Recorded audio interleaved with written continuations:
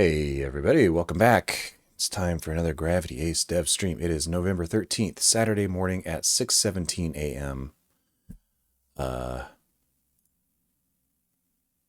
Thanks for joining me, everybody. Or watching this from the future. Whatever the case may be, happy whatever day it is. Happy good day to you, future people.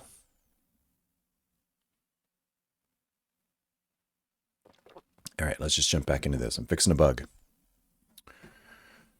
Oop, I need these.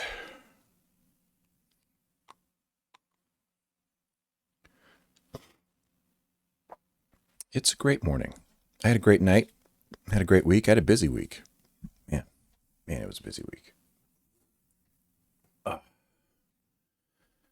It was busy both work-wise and social-wise. And I'm not going to do that again for a while. It was nuts. But I had fun.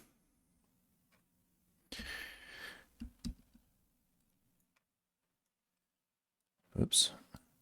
Getting some cruft off my mouse. I picked the wrong time to clean my mouse. All right. Got my keyboard. Got my controller. Got my drawing tablet pen. Got my mouse. Got my hat. Got the old hat. That's all you need for game development. Got my coffee. Let's go.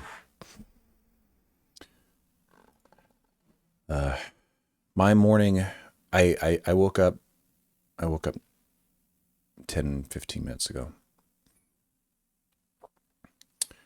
But it's going great. And I have to, let's see, I have to probably end it about 10, which is about 4 hours from now. I'm trying to think of my schedule here. I have to deliver a table to my sister-in-law. I'm going to get there about 1. Yeah, about 10. I need to end this about 10.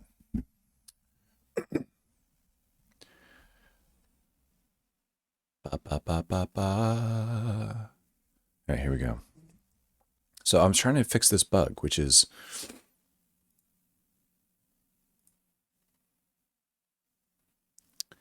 as you fly through the levels, Gravity Ace makes dynamic checkpoints. Every second, it makes a new checkpoint. Here, here, here, here, here, right? And then if you die, it puts you back about 3 seconds ago. And the problem is sometimes it can put you back in a place where you can't escape. And it's these laser beams. These laser beams is where it usually happens. And it's because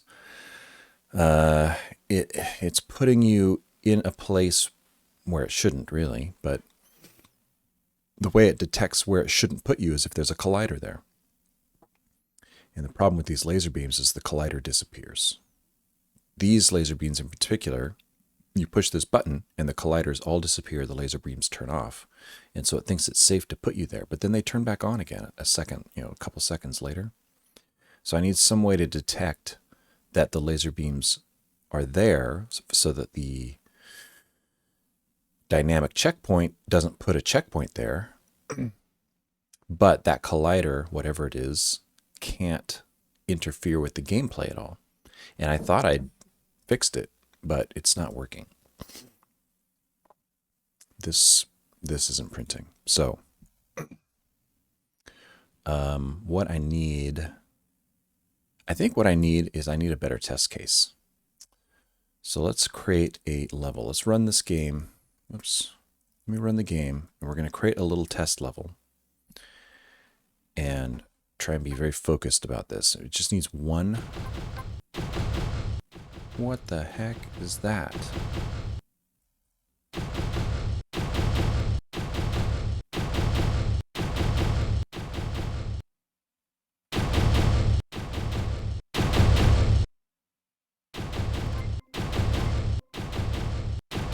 Hold on.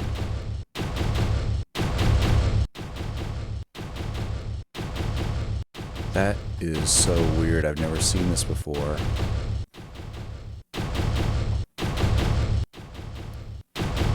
Debris. This is all debris from the explosions. The burst. What the heck is causing the explosions?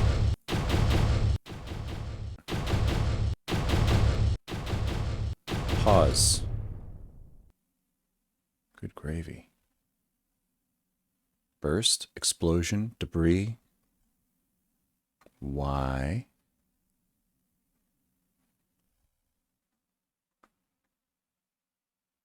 For no reason?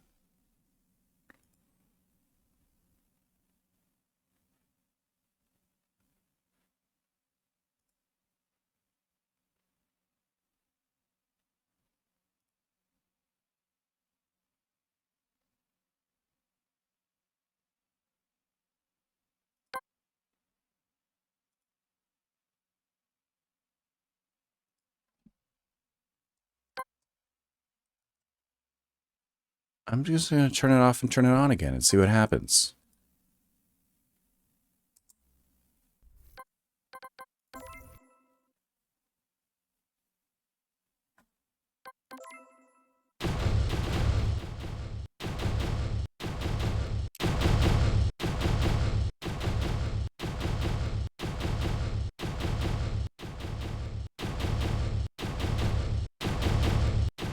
It's like it's talking to me.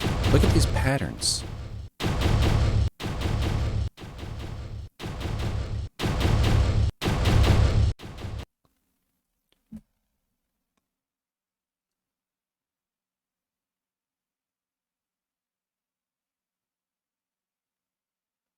One, two, three. 1, 2, 3. 1, 2, 3. 1, 2, 3.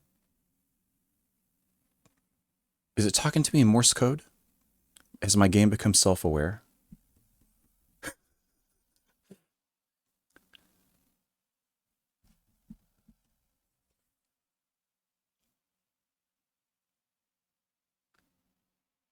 There's a box here.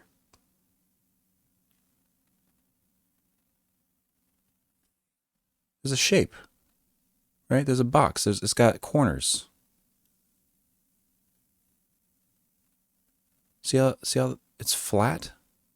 There's some collider here. What is that?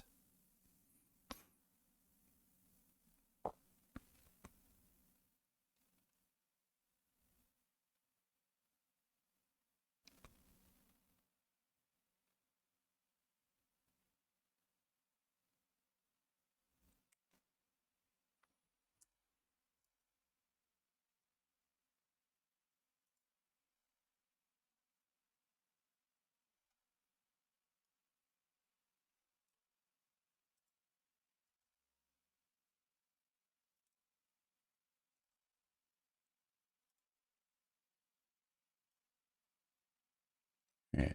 I caught one while it's happening. Remote, game,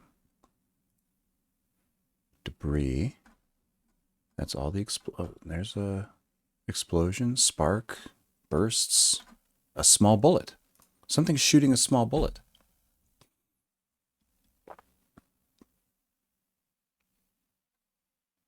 What is shooting a bullet?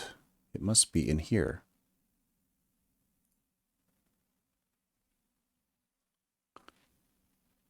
There's nothing.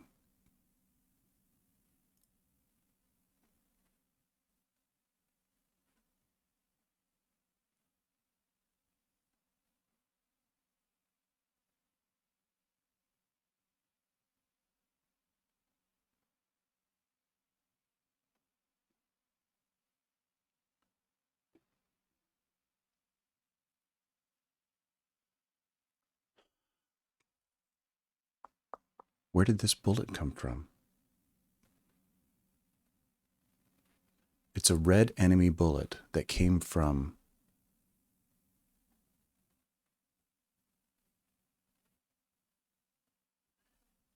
drones.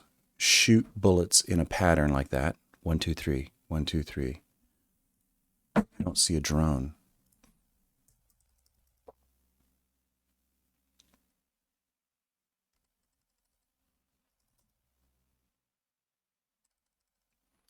Turret. Turret fires one bullet at a time.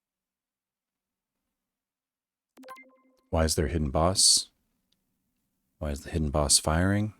Why can't I see the hidden boss in the node tree?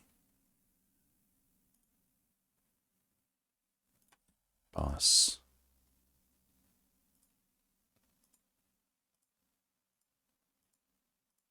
He's only here in the object dialog. This is the problem, I guess, with using the live.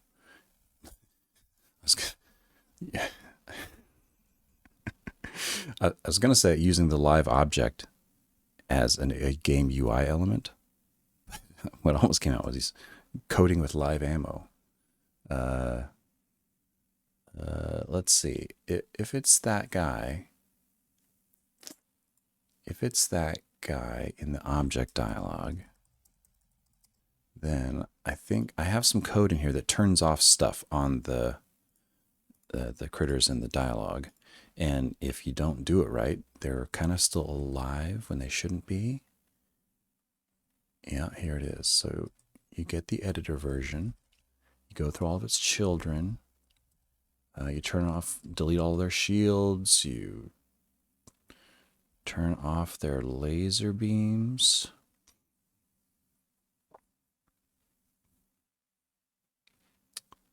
Turn off their line renderers. You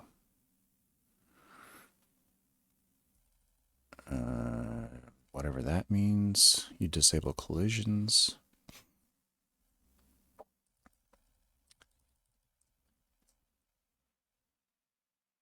Set process false, set physics process false. It shouldn't be doing anything. You hide it. Set process false, set physics process false. Add the object. Boss 1.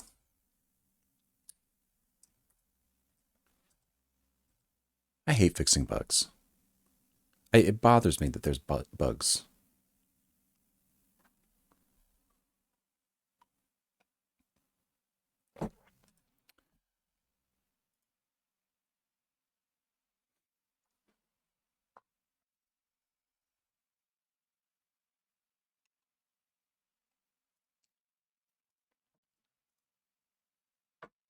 Yeah, already, okay.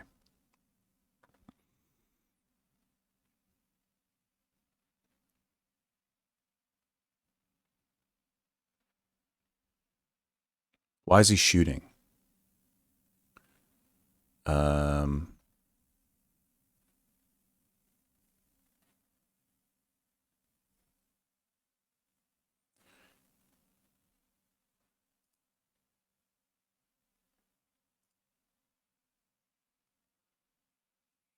Okay.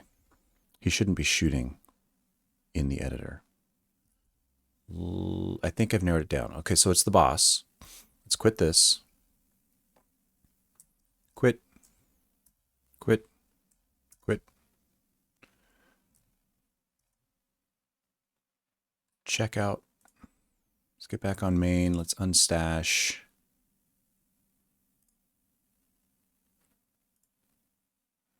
Let's delete this branch.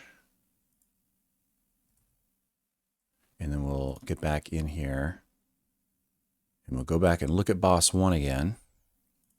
And look at that shooting code. And this should say if game.is edit mode, don't shoot.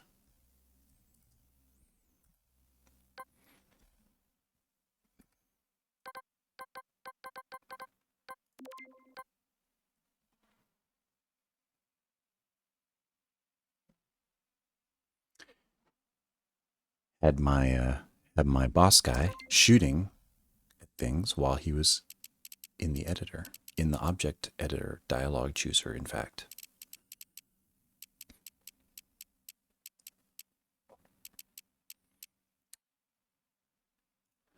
All right. So dumb.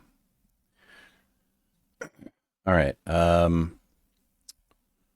So that's fine. I don't need to commit that. I'm still working on this boss guy. All right.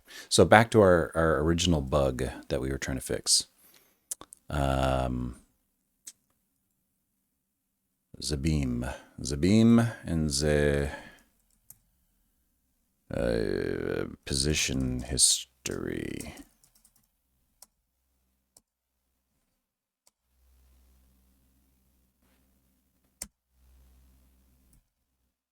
So I have an update. I was printing out the position history. We can draw it. And I need to make a test case. So let's make a test case. That's what I was doing. Editor. I want that, and I want a laser beam, and I want it to be intermittent, and yeah, I think that's it. We'll save it here. I could probably turn off all this debug collision shapes. So those white dots, those are our dynamic checkpoints. And when I get near this laser beam, it should stop making them. But it's not. It does it. It stops making them when the laser beam's on. See, watch. The laser beam's on, and it stops making them. But the laser beam's off, and it makes them again. That's the problem. And this code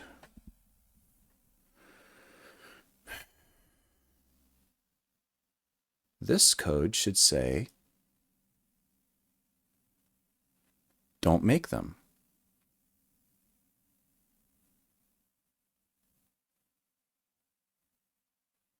Yeah, here's a print printing all this junk. And here's avoid laser print. So let me shrink this so we can see the prints. Right? So that first print happened while it was off.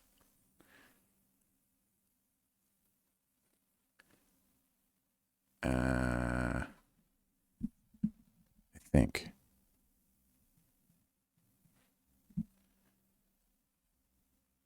Yeah, there's a collider. That was the what is it printing? Collider, ship, rigid body 2D. Print area objects. It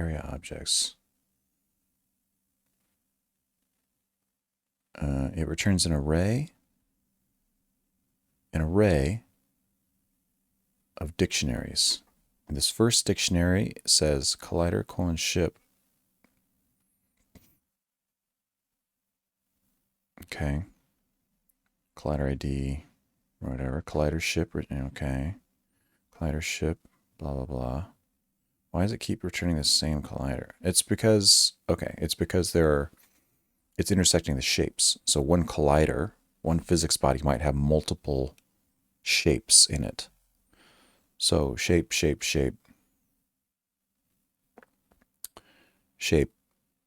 right? But it all points back to the same body. Here's the shield. Ship. I'm not seeing laser beam.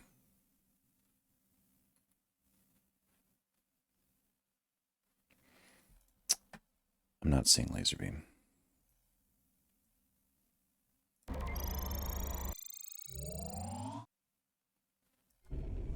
right. That time I did see beam. So when the beam was on, it was colliding with the beam. And then it was just ship. So it's not detecting the it's not detecting this collider at all. It's not detecting this shape at all.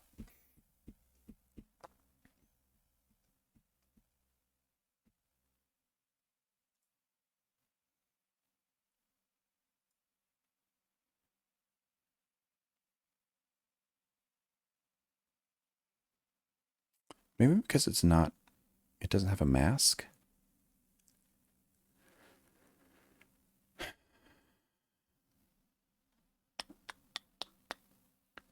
Maybe because it doesn't have a mask. I don't think so though. I think you can have collision shapes be on a layer, And they'll still collide even with no mask, right?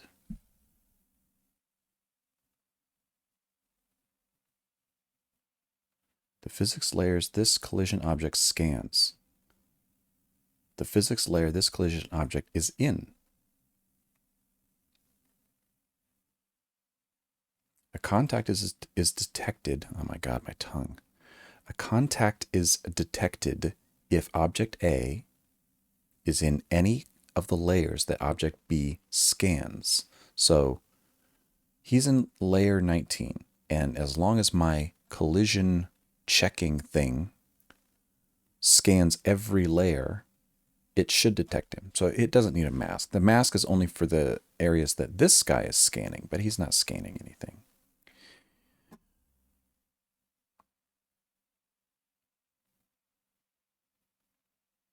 Yeah, so it doesn't need a mask. It just needs this. And that collision is... It was disabled.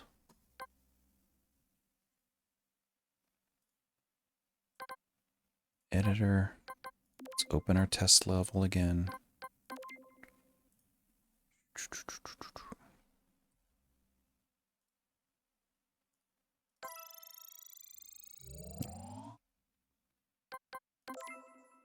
Did I not save it? I might not have saved it. Test. All right. Clear. Play.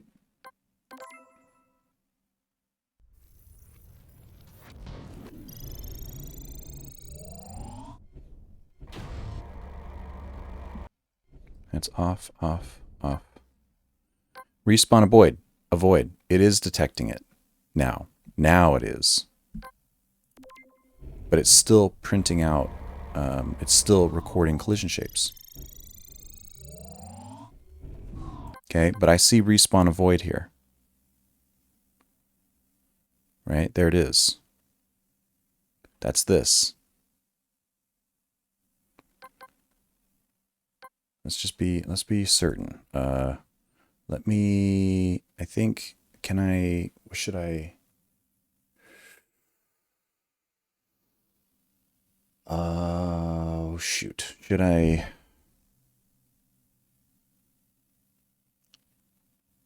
No, let me just do it again. So that's on, off, off, off. Okay. This was off. This was when it was off. The beam was off here. You know what I should do? Let me just be extra cautious and careful about the testing of this and put in a print. Where is it? Print.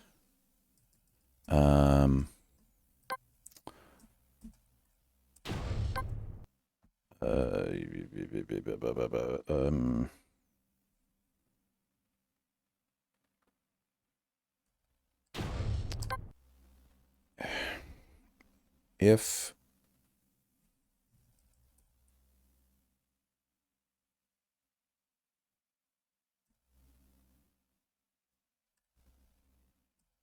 let's put it right here. Print o.collider dot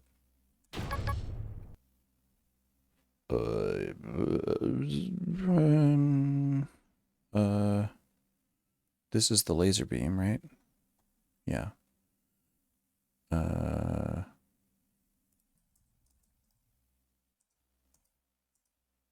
Just gonna print that.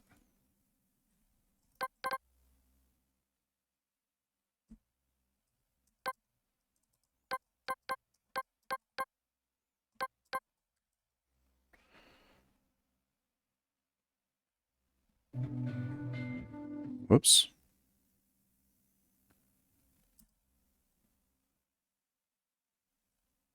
How the heck did I? Oh. I'm using a different keyboard today. And this keyboard I'm not used to, and it's got a little function key lock button right above the backspace key. And I hit the function key lock button, and it started playing my music player instead of F5. I have bugs in real life too.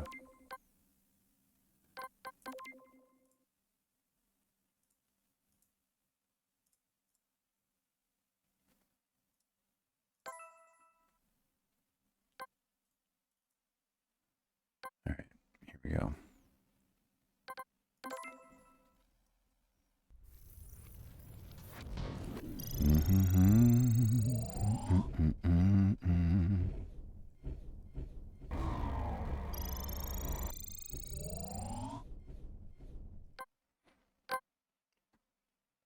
All right, so it was on, and now it's off, off, off, and I'm hitting respawn avoid.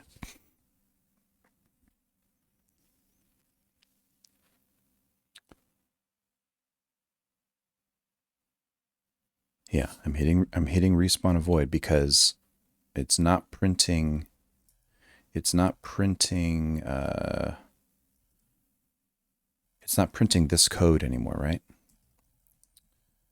Because it's not colliding with the laser beam anymore because the laser beam's off. So it was printing collider on when it was colliding with the laser beam. I guess that makes sense. And then here, it wasn't colliding with the laser beam. It was just returning. But then it was still printing this and still doing all this, which means this if statement wasn't true. This if statement, so it's looping through all the area objects it's colliding with, and then it says, if the collider is a laser beam, then get out of here. That's not true anymore. It wasn't printing on. It didn't print on here. It printed it up here. Right? On, true, laser beam. But then down here, on, it was not a laser beam anymore, so this is not true. So then it evaluated this if statement. And it says, if it's in collision layer 19, then avoid the laser. So this has to be wrong. It's, oh my God. It's layer 19, but it's bit 18. Because the layers are 1 indexed, bit 0, layer 1, bit 1, layer 2, bit 2, layer 3. It's not bit 19, it's layer 19, bit 18.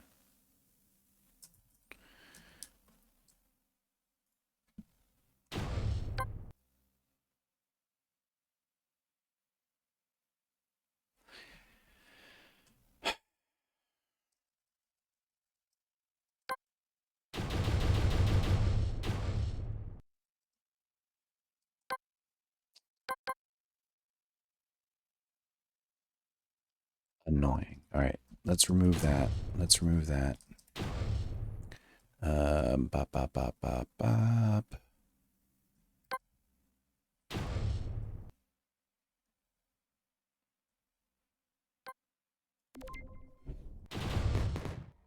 All right, so now we shouldn't see these circles appear when I'm near the beam, no matter if it's on or off.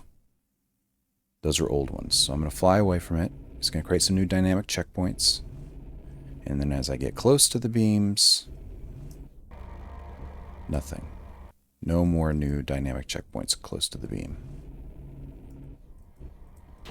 It's off.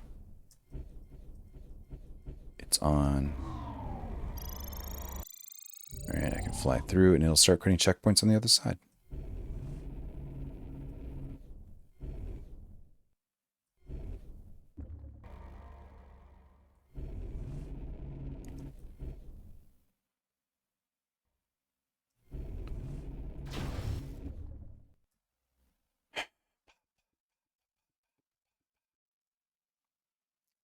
Off by 1.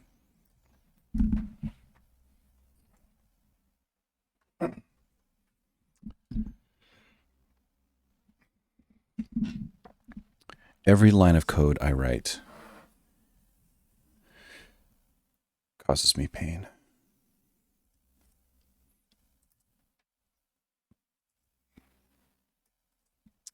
I'm so happy when I can delete code.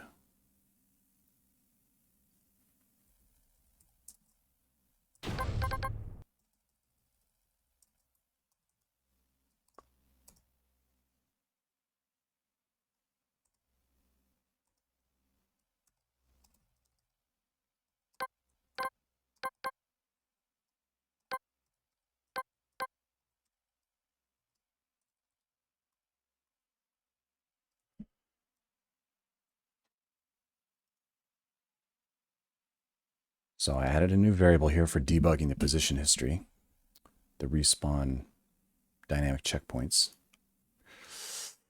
If that's on, it draws them. If that's on, it updates so that it redraws them every frame.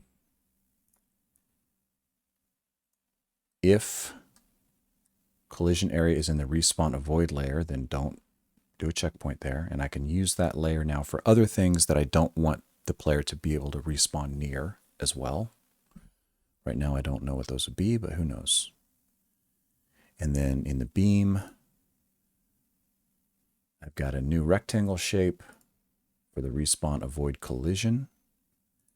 And I changed that shape to match the shape of the beam. That should fix it. Fixed respawning inside lasers. Yeah. I'm on main. Yep. Push it. What is this? Oh, I should have added this one too. Respawn layer.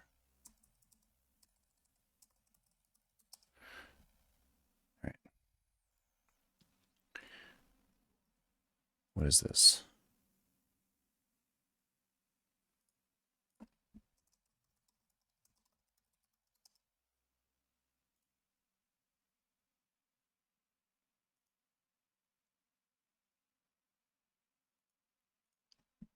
Fixed boss shooting things in the level editor. All right. I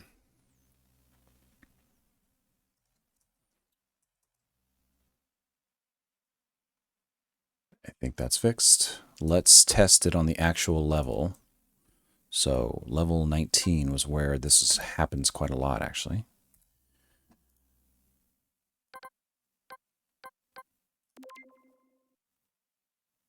Level 19, go.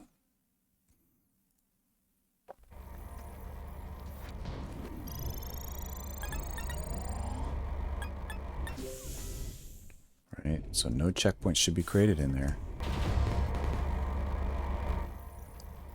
Perfecto.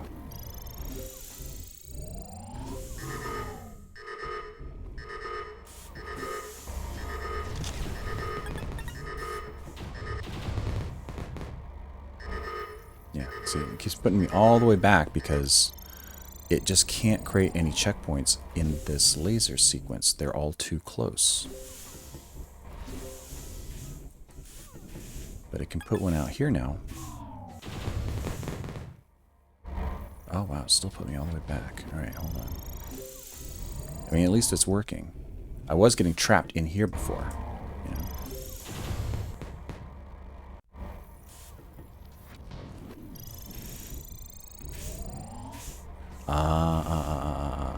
Okay, I see. That was confusing. Let's restart. I might need to do a little refinement of this idea. Because it's creating checkpoints. 1, 2, 3. And then it keeps 3 of them. And it puts you back at the oldest one. So it's created one here. Maybe I should turn the debug. Ooh, that was a bad bounce. Let's turn the debug back on.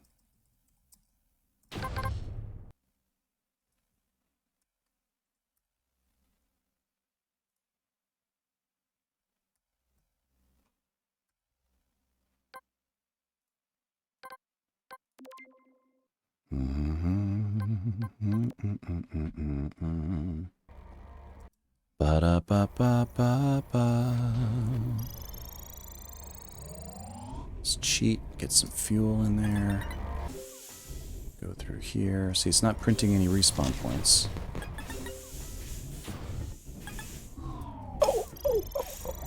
But there's one, right? There's one. There's 2. There's 3. There's 4. So it should put me back at that first one. And so it did.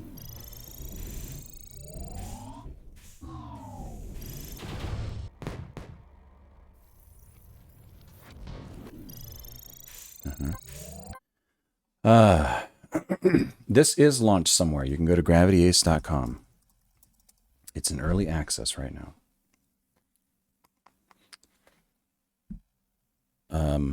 I learned Godot by just trying to make a game with it. And I made, not a bunch, but maybe a dozen small, very tiny little things, game jams and stuff like that. Should put me all the way back. Yep, there it is. There's my first checkpoint, right? The only checkpoint.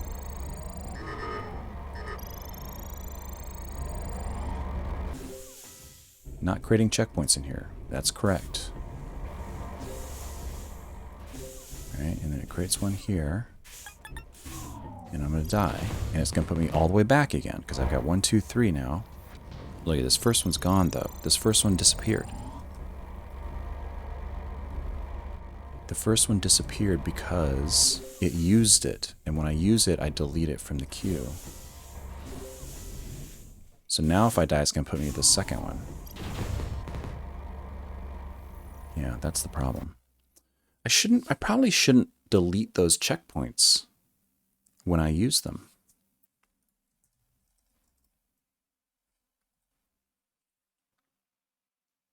Why would I delete the position history of a checkpoint after I used it one time?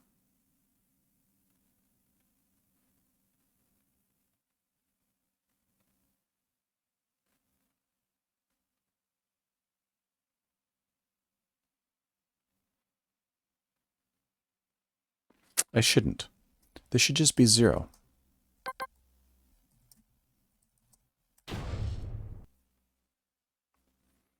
As long as that checkpoint exists, it should just keep using it. And then as you progress further, it'll the checkpoint system will delete the first one, and then you'll have new ones. And then if it puts you back at this new one, it'll just keep using that one until you make some more checkpoints. So you only progress if you've moved far enough to make new checkpoints. You shouldn't progress just because you deleted a checkpoint by dying. Yeah, so that pop front was wrong. Pop front takes the first item off the array and then returns it. This just says, tell me what the first item on the array is, but leave it there. That's what I want.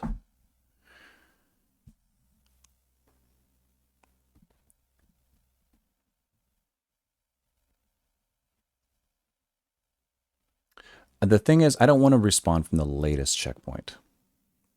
I want death. Here's the thing. This is an intentional design decision, right? It's creating dynamic checkpoints as I go. And well, and I'll talk through this. This is partly for myself. So I'm creating dynamic checkpoints as I go. I'm creating them one every second, except for when it can't, right? Then it just skips that one. So when you die, it rewinds you back in time, and it puts you back to where you were 3 seconds ago, in an ideal case, right, where it's making a checkpoint every second. It puts you back in time 3 seconds ago. And that's for 2 reasons. One, it makes you traverse that 3 seconds again, okay, which is somewhat punishing, maybe a little tiny bit of punishment for dying. You have to go back and do that section again. But mainly, it gives you 3 seconds to avoid the problem again. It's like you're getting 3 extra seconds, because whatever killed you before, you now have, you know it's there now. And I'm giving you 3 seconds to figure it out so you don't die again this second time. If you died and it made a checkpoint the instant before you died, and then it put you there, you wouldn't have any time. It would respawn you, and you would probably just die again instantly, and again and again and again in a loop. You need that 3 seconds. You could be in the middle of a bunch of enemies, and they're just shooting bullets, and then you respawn again, and you're right in the middle of all those bullets again. So it rewinds you 3 seconds so you can come back into it and be like, all right, here we go. 1, 2, 3. And then you're back in the meat grinder again. And I could do that by just saying,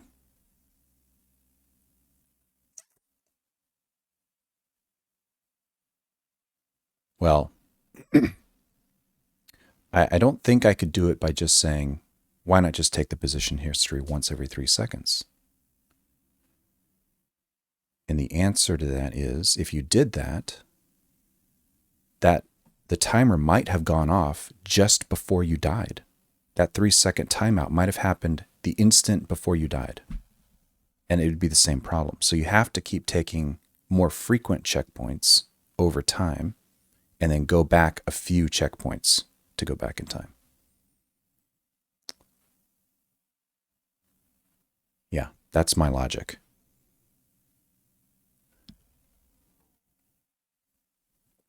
But this should be just put me at the first checkpoint, rewind me back to that point in time, but don't delete that point in time just because I died.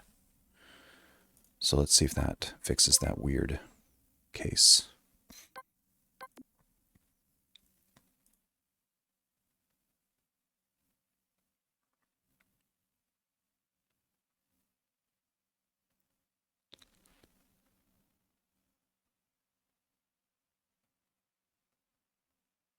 There should always be at least one. How could there not be one? There should always be one.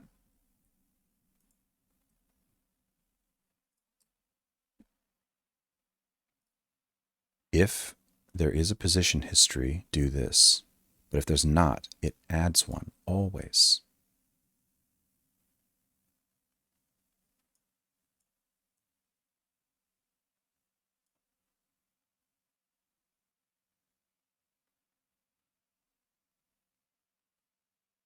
Oh, unless there's no player in the game yet. Unless there's no player in the game yet. That's probably why I did pop front, because pop front does a check. If there's nothing on the front, then it doesn't do it. So I need a check.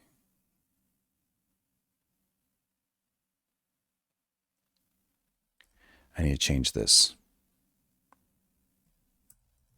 Just slightly, just very slightly. Let's change this to null.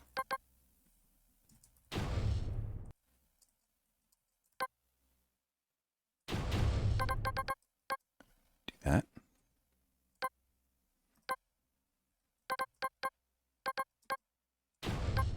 Do that. All right. Set the respawn to null. So this still works, right? If respawn, then do that. But if there's no respawn, it won't, right? The default is null, which is exactly what it was before. It could have popped front and it's null.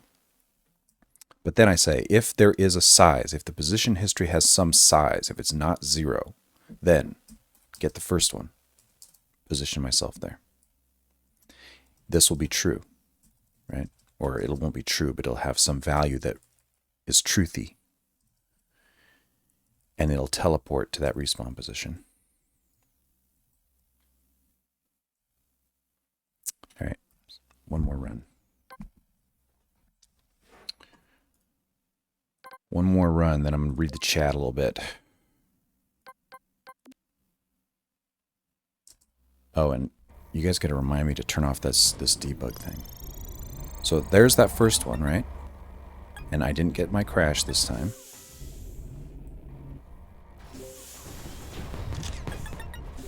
And then it's going to put me back. All right, it's going to put me back at that first one, but it's going to keep it. See, it's still there.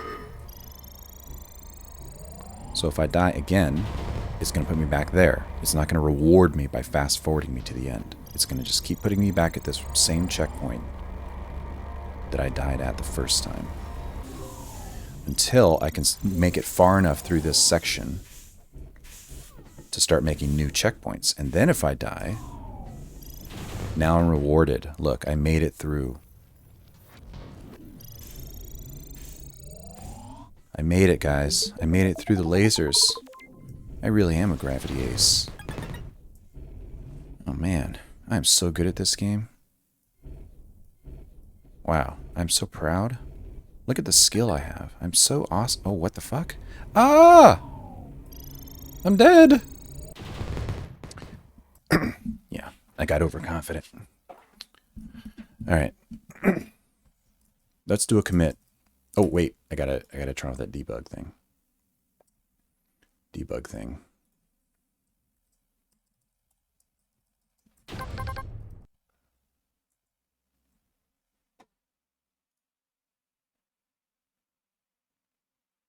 Okay. Fixed respawn position. Fixed dynamic checkpoint respawn position.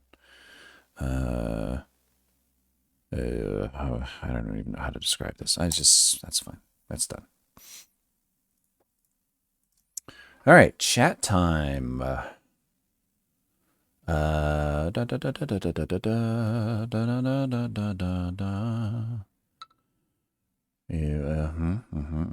Could put some no spawn areas on bullets, but I think I understand. Yeah. Do the levels need that philosophy baked into them? All those beams block that idea from happening. What? What philosophy do you mean? I don't know what you mean. I'm here for your YouTube channel. Stretch time. We've been at this almost an hour. It's a good stretching point. Oh. Oh yeah, that feels good. That does feel good. Oops.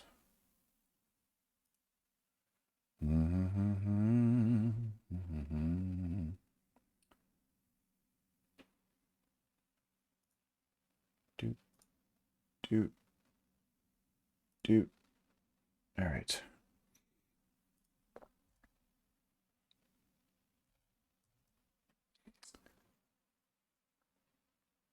Ah, I'm here for your YouTube channel. What if history size has been invoked, but it's empty?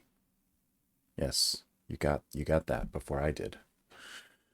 Yeah, the 3-second idea. The 3-second idea. Well, so I mean, the 3-second idea.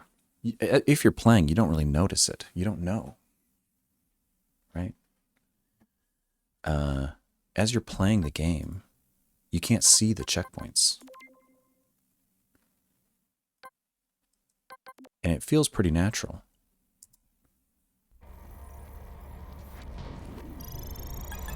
Right? I don't know that there's a checkpoint.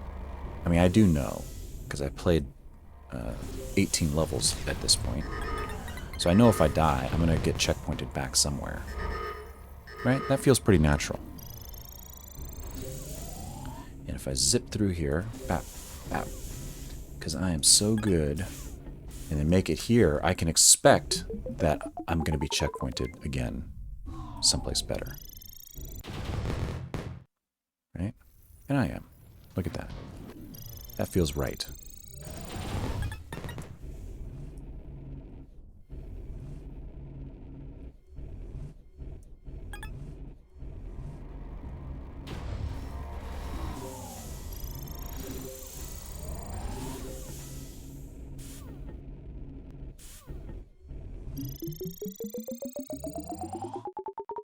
I'm just going to finish this level out because it's fun. It's a fun one. I got you. I got you, buddy.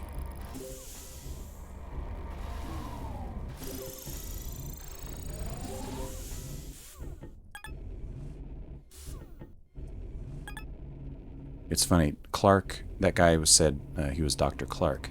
And my friend's name is Clark. One of my friend's name is Clark. And his dad is actually a doctor. So, cheat again. Come back here, you.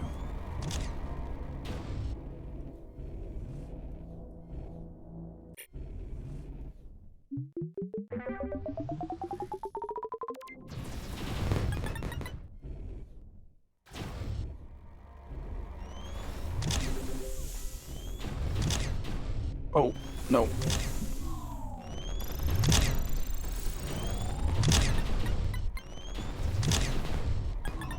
Yeah.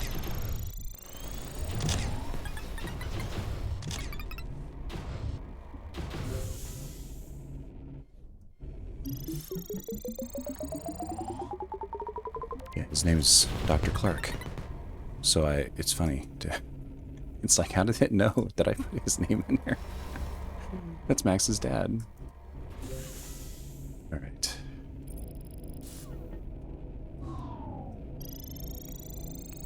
These are kind of tricky to get. All right.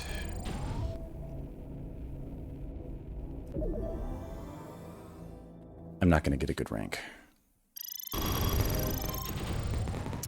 It's fine. It's fine. That's a tough one.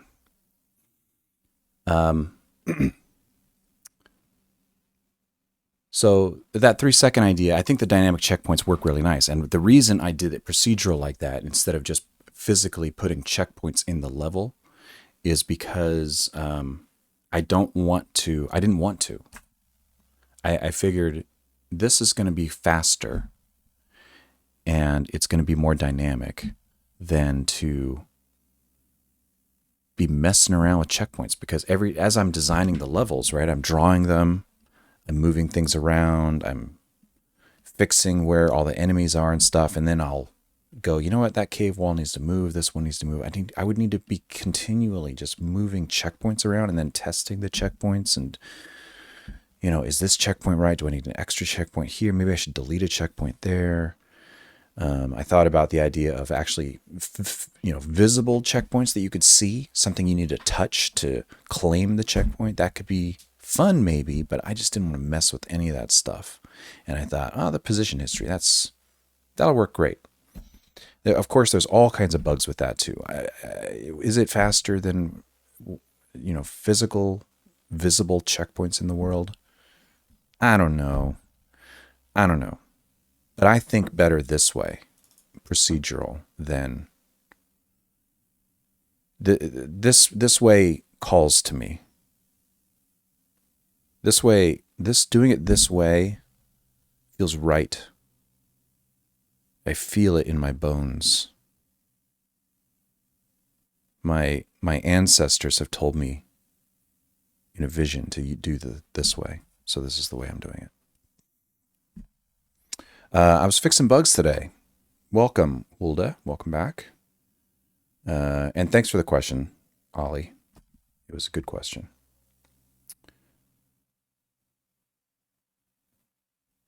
You did a jam. You're doing a jam. It's years since you've used Unity, but I told him you'd give it a shot. Yeah, I mean, there's nothing wrong with Unity, I guess. I mean, there's tons of things wrong with Unity. But there's also tons of things wrong with Godot, so let's call it even. I mean, it's great for making games, obviously. There's no problem with doing it that way. Okay, so we got another bug. And good luck with your game jam. Game jam stressed me out, man. I did a YouTube video on whether you should do game jams or not. And my conclusion was, I don't know. Do them if you feel like, but don't feel obligated to do them. I don't do them anymore. I did find that, well, I guess I'm getting into it, but I did find that I enjoyed doing them initially, in the beginning, when I was still kind of learning this stuff. But at that point, I was already a pretty good programmer. So it was possible to do a game jam. Even still, I think I didn't finish my first couple, right? Because there's so much to do. But if you know your tools really well and you can program a game fairly quickly, then game jams can be fun and you can learn a lot from actually going through the whole process. But if you don't know your tools very well, or you're learning something new, or you don't know how to program, and you're going it alone, I don't know how that could not be frustrating. That's going to be frustrating. You're just going to be frustrated, it seems like. Maybe you'll have fun. I don't know. But maybe you won't. And then after a while, after you've done it a few times, you're like, you get diminishing returns. You don't get as much out of it as you used to, you know? Maybe you like the social aspects of it and you're getting all this socialization. That's great. Keep doing it. Have fun. But for me, I was trying to learn how to finish a game. I was trying to learn how to actually complete and finish and publish a game. And after you do that a few times, you're like, I get it. I don't need to do that anymore. So I stopped doing them. And because for me, the socialization was fun, but it was stressing me out every single time. It stressed me out. Sunday night, I'm like, shoot, I got to rush and I'm not eating. And it's just, it's up to you. There's pros and cons. That's all I'm saying. The out of world pointer is pointing the wrong way back to the boss. That's a big problem. So let's look at that. So this gets back onto the boss code.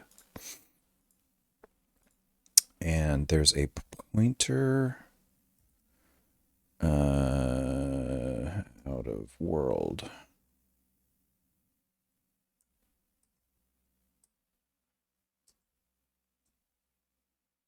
I was just working on this 4 days ago, and I already don't remember where the code is.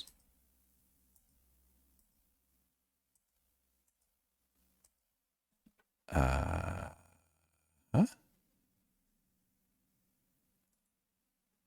Okay. Oh, I know what I need. I need a vector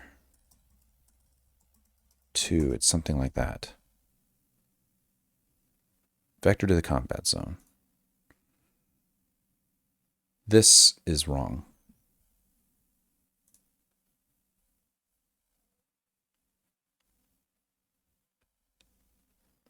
Somehow this is wrong.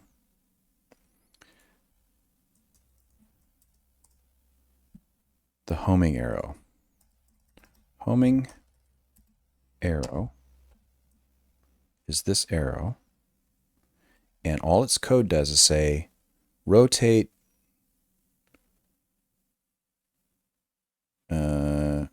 angle to point, global position, closest wall, dot angle to point, global position, closest wall. Okay, this is wrong. This is, let's change this to combat zone. It doesn't change the logic, but it changes the meaning.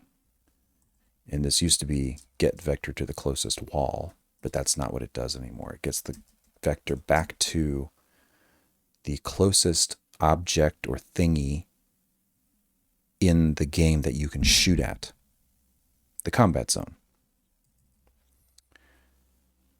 And then it subtracts the parent's rotation because the homing arrow is a child of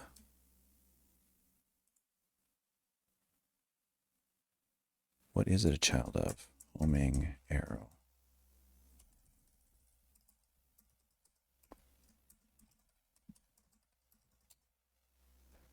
It's a child of the player. So the game puts a homing arrow on the player. The homing arrow gets the vector to the combat zone and changes its rotation so it points that way. And the homing arrow's origin is here at 0, 0, so I can place it at 0, 0 and it'll rotate around the player like that to point in the right direction. And it uses get vector to combat zone to decide which direction to point. And this looks right-ish.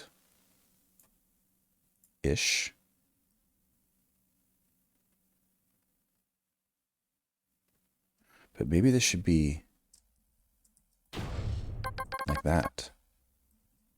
That would be simpler. But then this has to return a global rotation. Or a rotation in global world coordinates.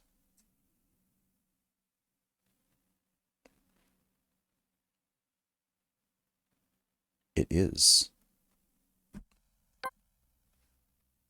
Let's see if that fixes it. Maybe that'll fix it. Hey, Max. Hey, I was just talking about, we were playing a level, I don't know if you saw it, but I rescued an astronaut And the astronaut's procedural name that came up was Dr. Clark.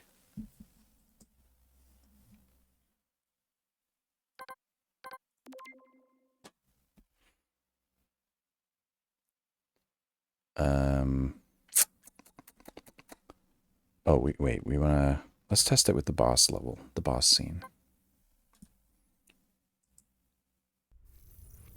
Oh, let's change this. Let's delete all this.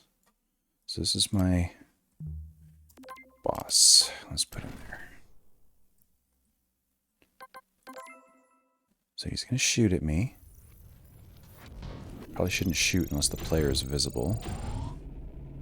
But he's shooting at me, and I can leave the combat zone. You see that red arrow? It's always going to point at the boss. Always. But also, it should point in the same direction as this blue arrow. That's the homing arrow to get back into the combat zone. And they're not. See how they're not pointed the same direction? Why is that? The red arrow is right.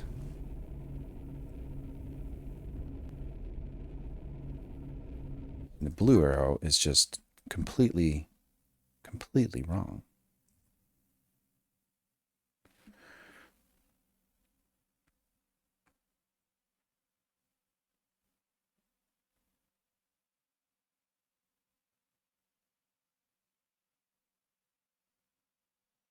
Let's see what node it's pointing at.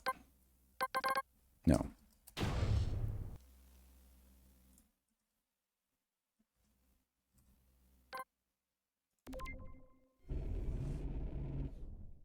What? How come it's not breaking? Maybe... How come it's not breaking?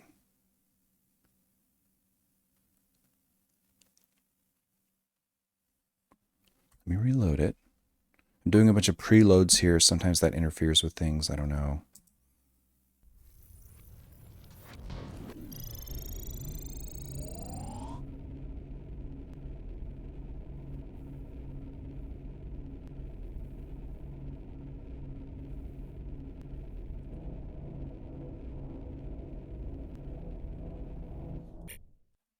Well, that's wild.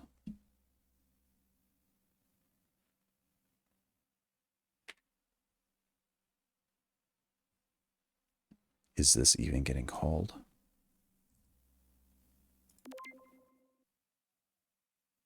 It's...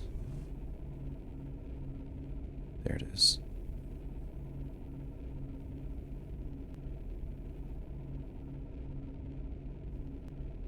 What?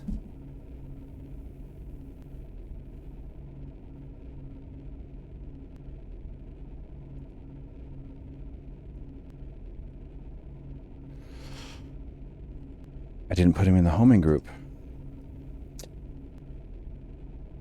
See, it always comes down to something stupid.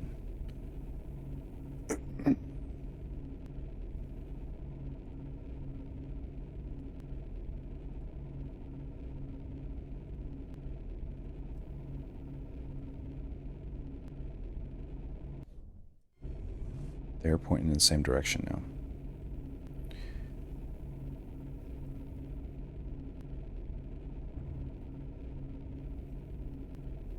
Pointing in the same direction now.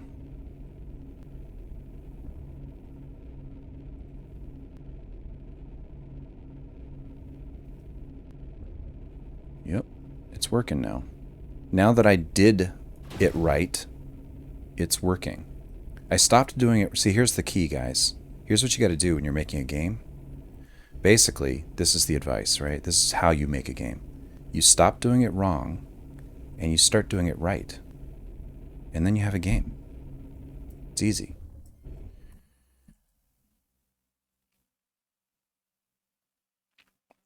While I'm here, I'm going to say shoot if game, if not game.player.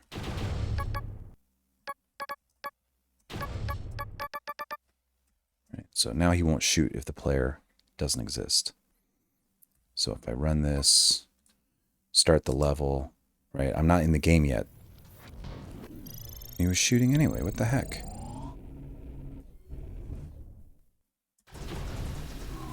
Will you stop shooting if I die? He does. Oh, it's because I wasn't alive. If, this is what I want. I was in the game, but I wasn't alive yet. So if the player's not in the game or the player is not alive, don't shoot. Now he shouldn't shoot when the game starts until I'm fully in. Boom. There he goes.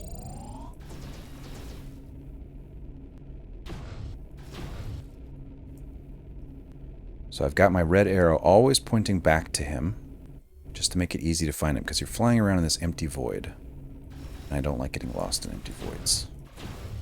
And if you wait, he'll come and find us. He should come and find us. There he is. He's slow. He's slow, but he means well. And he's not going to shoot when we're not on the screen. So that's why we don't see a stream of bullets coming at us right now. But when he sees us, he'll start shooting again. Oh, what a jerk. This guy's relentless.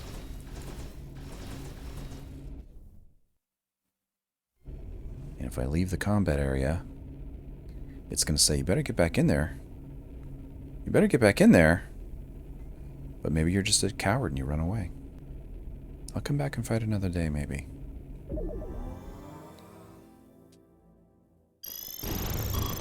Yeah. Shouldn't be a success.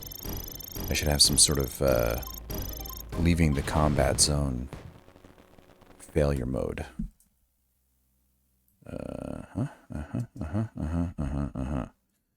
Need leaving combat zone game over state.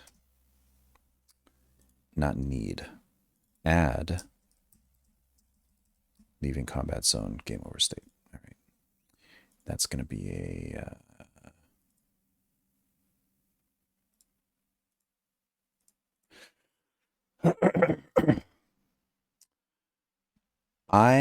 okay, hold on.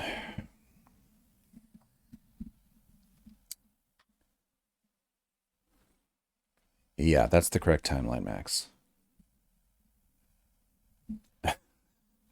Have I considered some dynamic camera resizing? I have not, because of the pixel art style and the low resolution of the game. Moving or rotating the camera or scaling the camera looks really bad.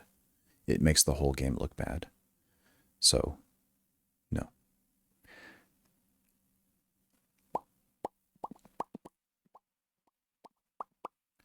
Bum, bum, bum, bum, bum. I am going to make the enemy boss much bigger, though.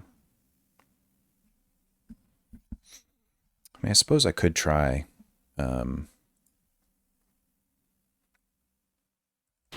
like this boss, I have him scaled down just for debugging.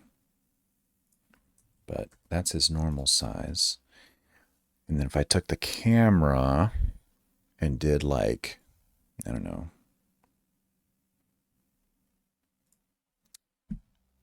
Let's just zoom it.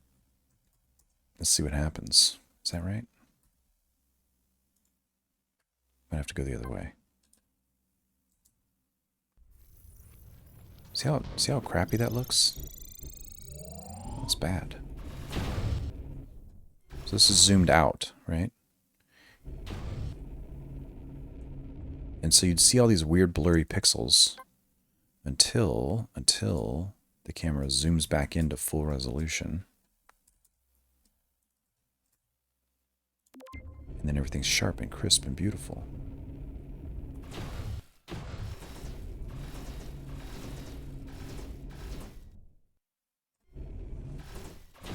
Yeah, it's a problem with this pixel art nonsense.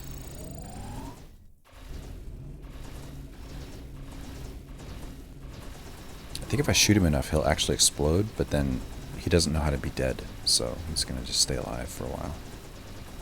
But I think we'll see some explosions.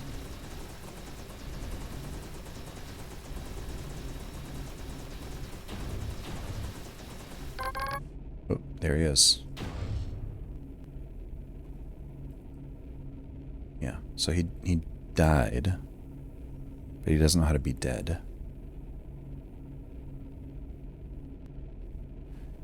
And he doesn't have any points because I haven't added him to the points array yet. But he dropped coins. All right. But now he's dead. I can't make him more dead.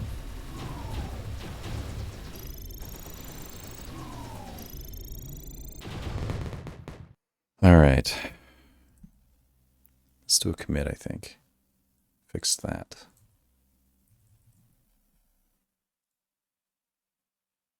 Bap.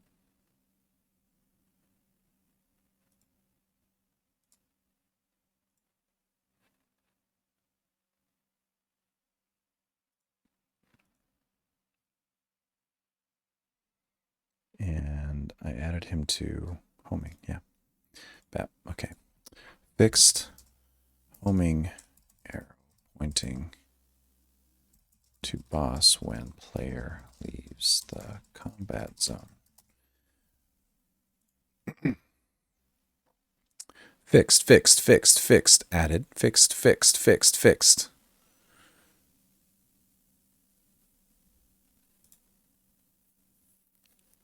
So many bug fixes.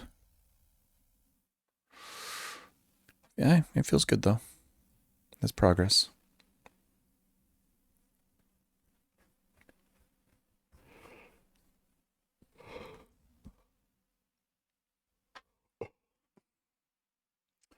Right, that's all I need. I just need some higher level of detail sprites for everything in the game. I just need to redraw everything at a higher resolution.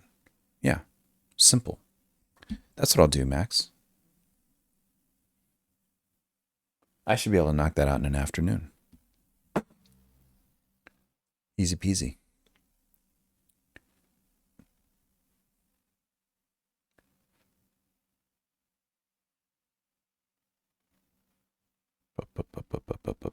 Hey, we still doing board games tomorrow?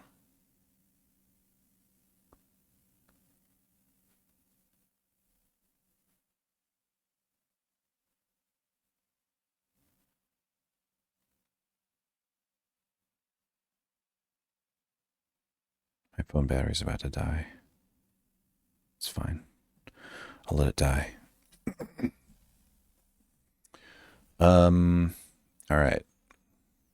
Let's try and add. I want to add the code that if you destroy an engine, he drops some fuel. Let's try and do that. So you're shooting the boss, and I have a couple problems with the boss right now because I'm just prototyping this guy. Hey, thanks for the follow, Ollie. Yes, Max. Okay, perfect. Luke, hello, and welcome back. And hi, Scooter. I didn't say hi to you, but welcome back. And you know what, Scooter? We're going to make you... You're always here. Hold on. Where's that? Where is that roles manager?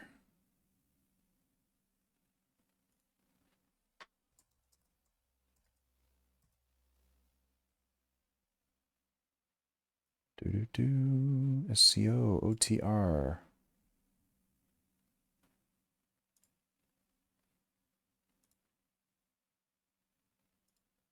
Scooter is now a VIP. You're a VIP, Scooter, because you were always here. And I appreciate it. Thank you. I don't know what that does because I'm bad at Twitch. But it puts a little cool diamond next to your name. You got a diamond. Hey, Mad Fury. Welcome, welcome. Mad Fury. Mad Fury with the stretch and the posture check. Oh. All right. Posture check. Stretch.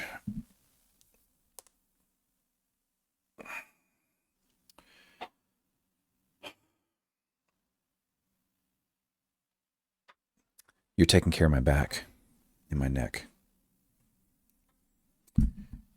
And I thank you. My back and neck both thank you. All right. Let's see. So the boss, let's get rid of that. Let's get rid of all this. The boss has a collision shape. And it makes it, I want to be able to shoot stuff inside the boss. So I think I need to remove this, basically. Yeah, I'm going to remove that. I don't think the boss needs a collision shape. Maybe. Actually, I take that back. I think the boss does need a collision shape, but the collision shape should only collide with... this is going to be tricky. I kind of want it only to collide with the player and not the player's bullets.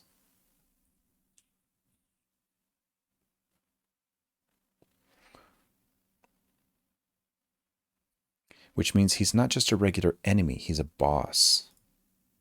I would need to put him on a different layer.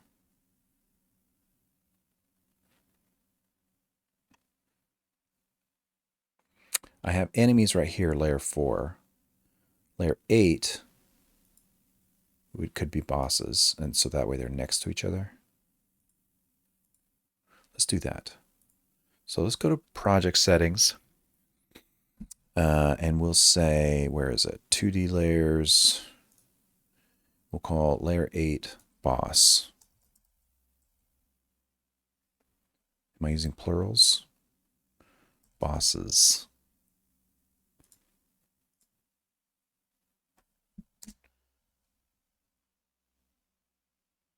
Is debris plural? I guess it is. That's not plural. That's not plural. There's only one player, and there's only one world. Bosses it is. So bosses, layer 8, and I'm going to move him from here to here. And I don't think I need... Let's do that. Yeah. And then the player, the ship, the ship should collide with bosses.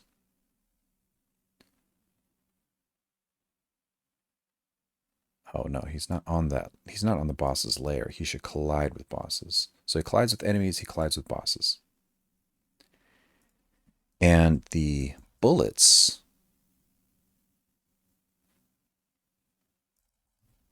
the ship bullets,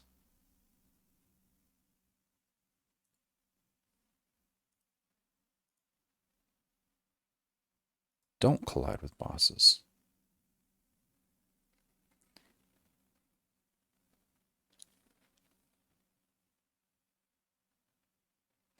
You know what? This isn't right. That's not what I want. Is it? Is it what I want? It's not quite right.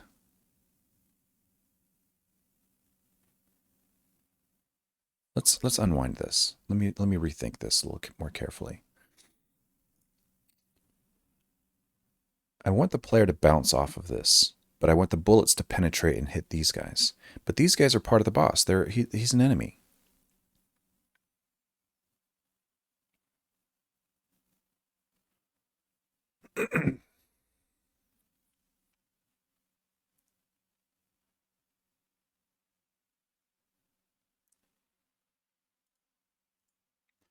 And I think the only way to do that is going to have to be to make these things static bodies with their own collision shapes that are enemies, so the bullets will hit them.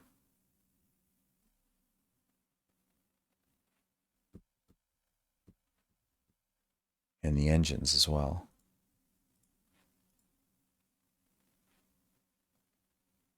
So maybe this is okay. This is okay. So the bullets won't hit the boss, but they will hit enemies on the boss.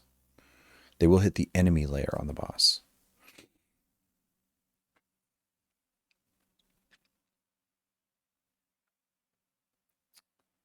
It's kind of a difficult concept to think through and wrap my head around.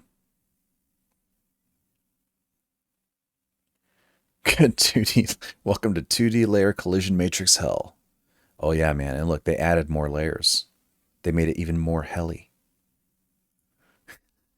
This is the latest version added 8 more layers.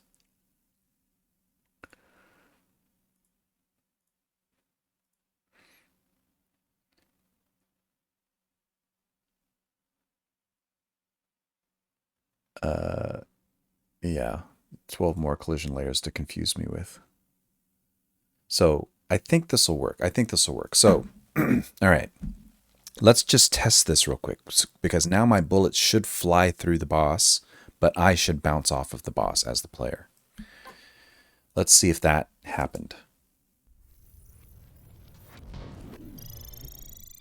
Aha. So the reason I'm leaving the combat zone is because the combat zone detector only detects enemies. It doesn't detect bosses. So, bug the first.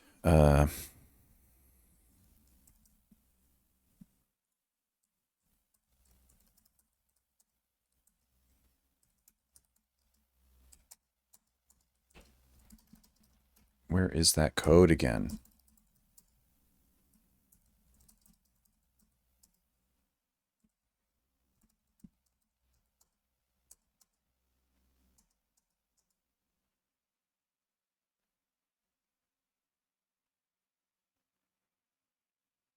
Enemies, structures, world, plus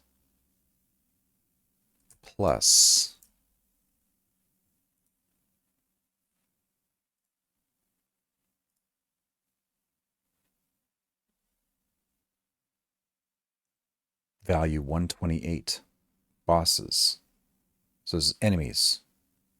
8, right?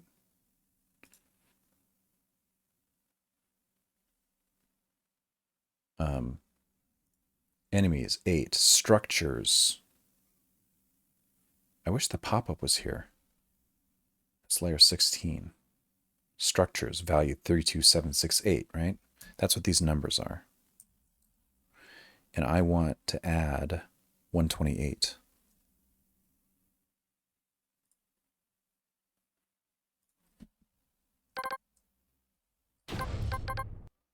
Enemies, structures, bosses, world, right? Enemies, structures, bosses, world. Now my out of world detector will detect any of those things. And then I have also, no, this is, so this thing is fine. The homing arrow is still fine because it's just going back to nodes in that group. And the reason I'm trying to convince myself here, so I'm just talking out loud. The reason I don't use the same method in both places is what, John? Why? Because I could say here, instead of doing this and seeing if I do a physics query, I could just iterate through everything in the world and see. I could iterate through all of the homing objects in the world and see if any of them are close enough to me. And if they're all too far away, then I'm out of the combat zone. That would be another way to implement this.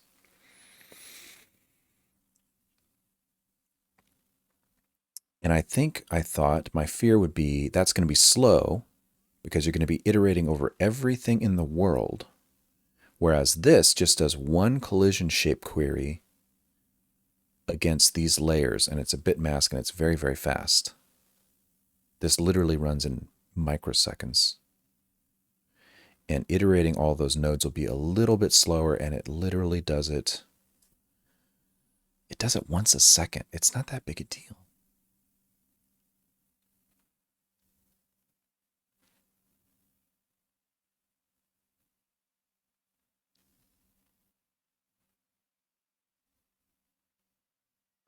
it would make more sense logically, and it would be easier to understand if I just said if, what would it be? You know what? Let's time it. Jeez. Oh, my life. Scooter, time it. Thank you. Let's just write it and time it.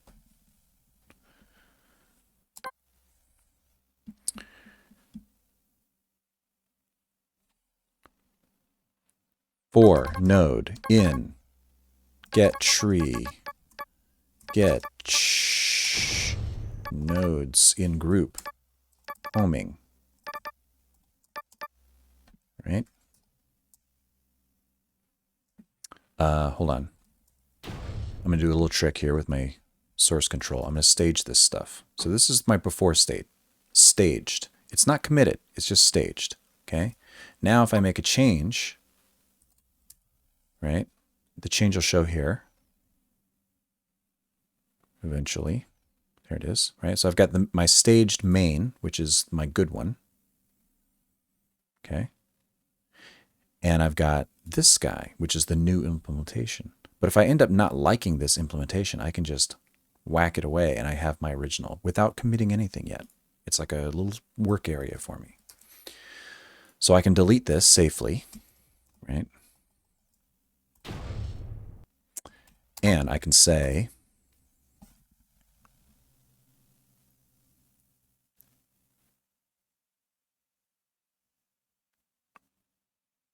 well, what was my distance I was looking at before? I was looking at radius. Okay. So I want to compute a distance. I want to say starting from, I want to say, is anything within that radius? And if anything is within that radius, quit. You found it. Okay, so let's create a found, right? And then I can say distance to player equals game dot player dot global position dot distance to n dot global position, right? So now I've got a distance to the player. If distance to player is less than radius, found equals true, break. I only need to find one. So I can short circuit and quit out of this loop early if I find one early. And then here I say if found, if not found, if found, we're in the combat zone. Let's rename this. In combat zone. Right? So this makes it easier to understand. I'm not in the combat zone. Let's just start there. I'm not in the combat zone. But then iterate through all of these homing objects that I can home back to. They have the homing, they're part of this homing group. And I know those are in the world. Those are things I can blow up or shoot or whatever. Those are things in the combat zone. If any of those, the second I find any one of those within this radius, then I'm in the combat zone and quit. And now if I'm in the combat zone, then stop the timer, turn off the homing arrow, do all that. Otherwise, if I'm not in the combat zone, we're out of the combat zone. Do some stuff. And we want to time this. Start time equals os.usec get ticks usec. This is usec's, the reason it's u is because they're trying to emulate the Greek letter mu. The Greek letter mu looks like a U.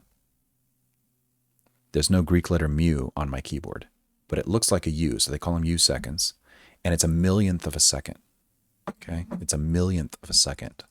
It's not a millisecond. It's 1,000. There are 1,000 U seconds every millisecond. It's very, very, very small amount of time. Then I can print get ticks mu seconds minus start time. Okay? This is how many millionths of a second elapse in this loop. And we should see that printing out. In world check. Like that.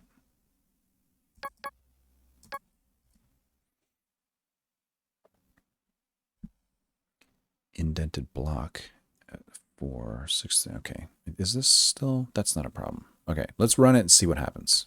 And let's play a real world, a real level with a ton of stuff in it. So it's a real test.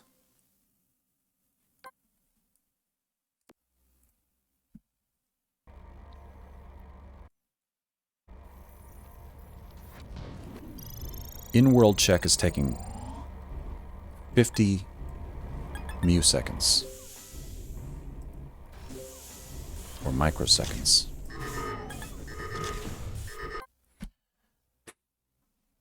That's 50 thousandths of a microsecond. Or a millisecond. Let's say 68. Worst case. Where's my calculator? Oops. Where the heck is my calculator?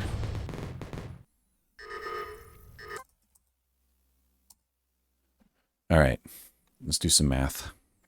68 millionths of a second is 0.0001 second. It's 0.000068 seconds. If you times it by 1,000, that's milliseconds. It's 0.068 milliseconds. It's not even 1 millisecond. And if you divide that by 16.7, right? What is 1 over 60? No. What is 1 over... Wait. That's 0.068 milliseconds, and there are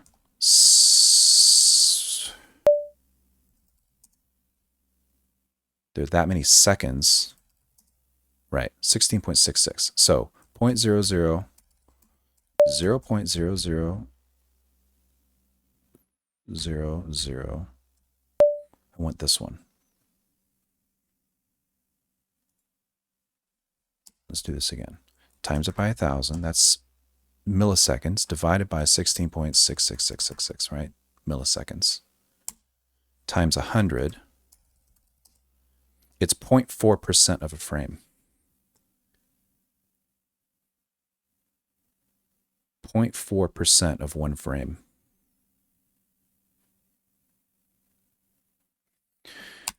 That's not much time.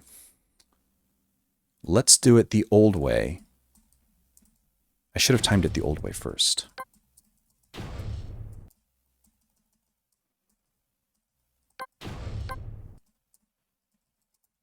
It's fine. I can just copy the code from here. Let's do this.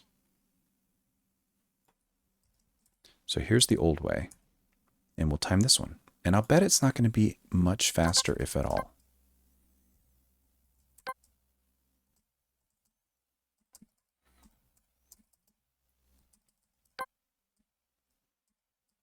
We'll do another print right here.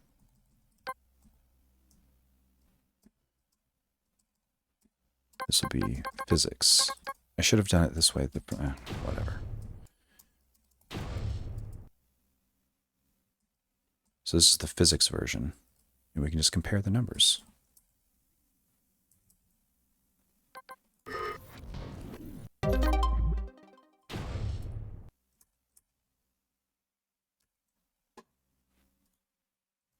Oh no, the physics version is slower.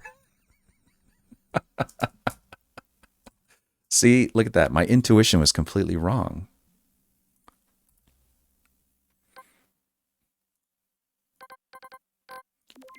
I thought for sure the physics version would have been faster.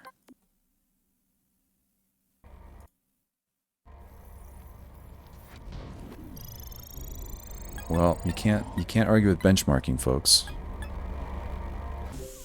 Yeah, you can. You totally can. But look, this seems fairly conclusive. Doing the physics check is much slower than just iterating through the nodes. Now there could be a worst case where everything. Let's try that. Let's try a worst case. Let's do and fly away from everything. Let's go into the editor and we'll put this guy out of the world. I'm going to move you outside of the boundaries of the world, and that way I can fly away from the world.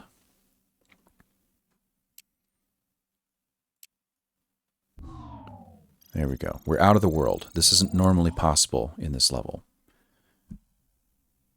It's still much better.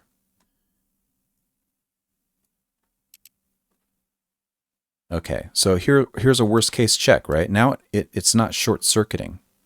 It has to iterate through more stuff. So now the physics check is faster because there's less stuff to check. When you're in the world, the physics is slower because it actually does the collisions. The collisions hit, and it's slower. But the in-world check short circuits very quickly because it hits something and it's done, and it doesn't iterate through everything. It's faster. But if you're out of the world and you're far away, now the physics check is much faster because there's nothing to collide with. It's just checking a collision right here and there's nothing. So it's very, very fast. But the in-world check is very slow. This is the worst case in-world check because it has to iterate through every single object in that homing group, and none of them are close enough. So it just keeps going, keeps going, keeps going, checks every single one. This is much slower. So this 200 microseconds, millionths of a second, is much worse case than the physics worst case.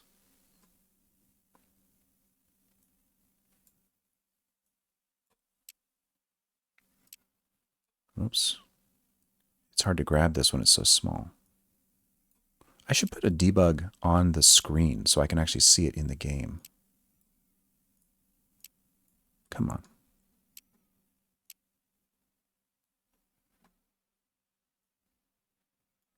So the physics worst case is there's a lot of stuff nearby.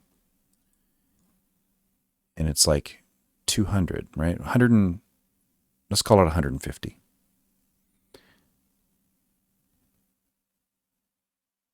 But the non-physics worst case is about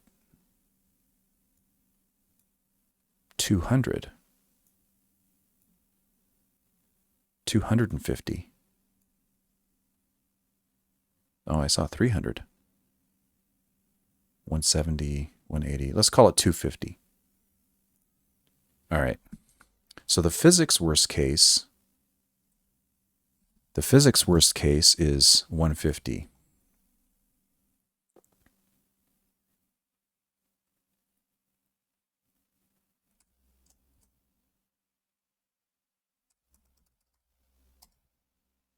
$150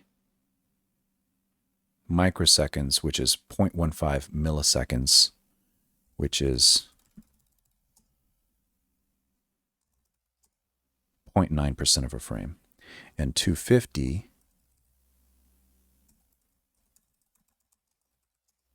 is 1.5% of a frame.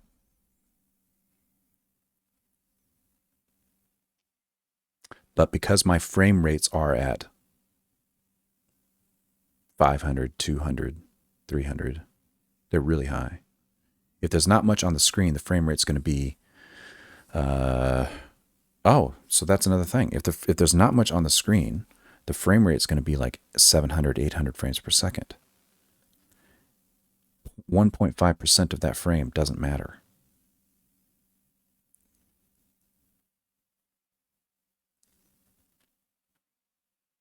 I have a budget of 16.66, and I'm only using 0.15 of it, or 0.25 of it, right? I got the cycles to spare. It doesn't matter which one I use, so I might as well use the easier one.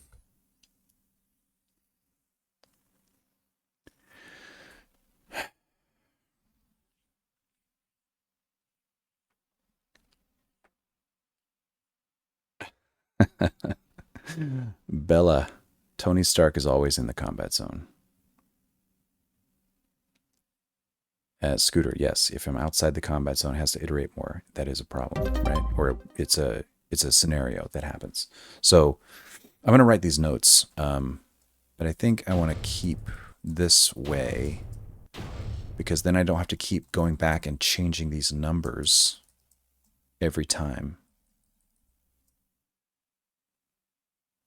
And I can keep radius, right there.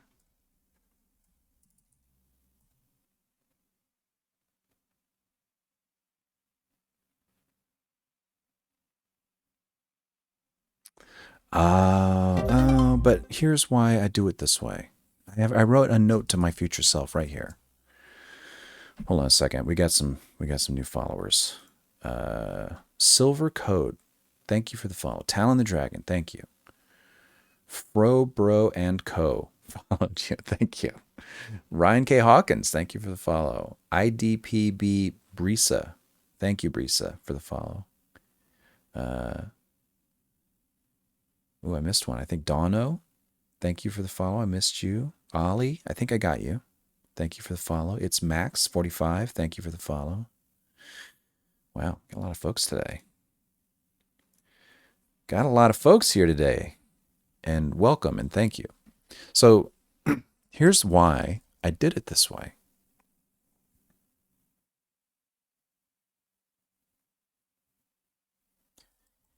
Because the walls can be very large. And if the wall is very large, right, this method here, this method just compares the origin point of the wall to the player. But if the wall is very large, it might be, the edge of the wall might be all the way out here, and he's not out of the combat zone. It would be weird to get an out of combat zone warning if you're right next to the wall, just because the origin is far away. So I can't do it this way. I can't do it this way.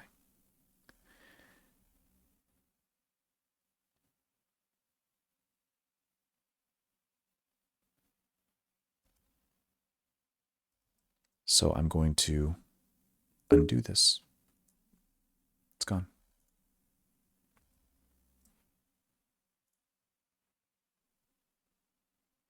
This is what I want to do because it's more accurate and it takes into account the shape of the object, not just its origin point. And it has a better worst case scenario cost as well. It is more tedious, but hopefully I don't have to maintain this list of numbers, and I won't keep adding numbers to this. I think this might be it.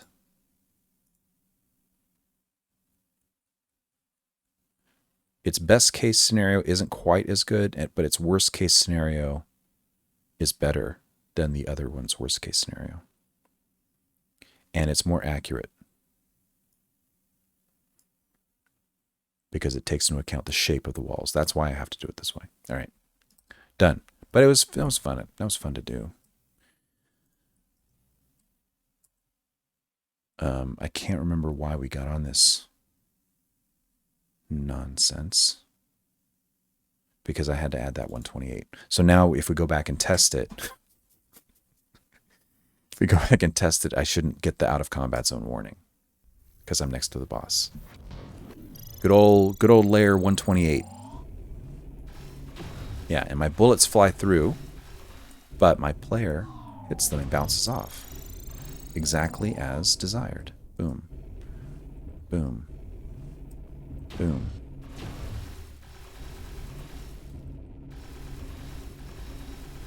He's not dangerous to me, though. Well, what I meant was, he's not dangerous to me if I crash into him. I don't think I die. Yeah, I just bounce. So let's do that as well. Let's fix that. I think ship and shield should definitely react to bosses.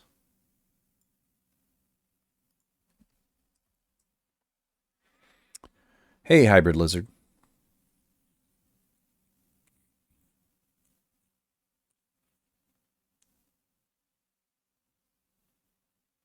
I wish I could grow a Tony Stark beard. You guys know what that looks like, right? I have a poor facsimile of one.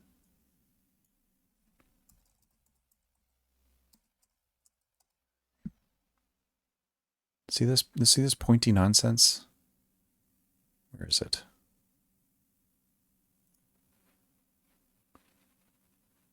Maybe this one's a better one. These angles. I don't know if I could do that.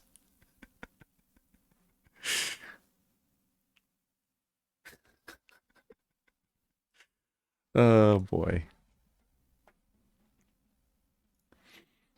All right, how does this work? Body entered, right? All right.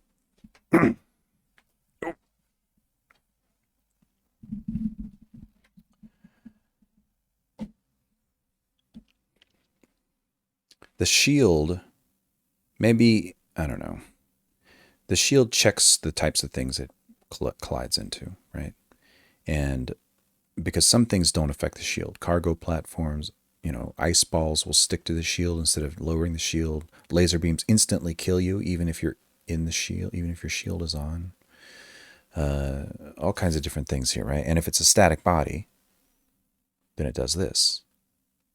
But I should do if body is static body or body is kinematic body.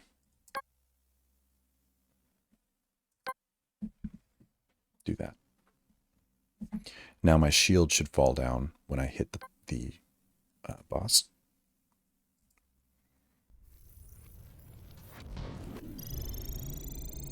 Shield up. And shield down. Yeah, that works. And then similarly for the player, the player's ship does something similar. There are things it can land on, there are things that it can't get hurt by, but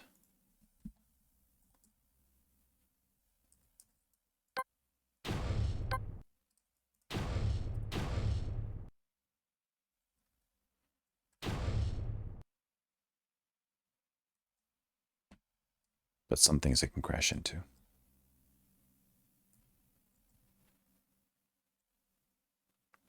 All right, let's see.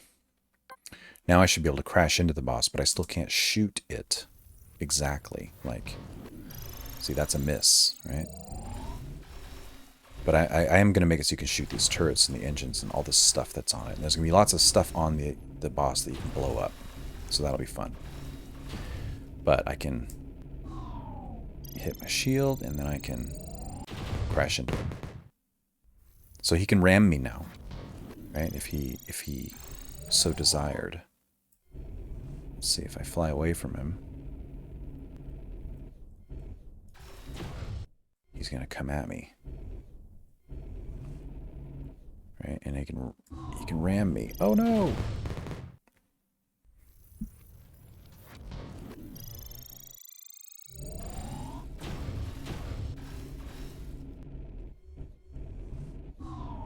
Or like, if I was flying here and then a bullet hit my shield. Oh, well, that wasn't what I wanted to do.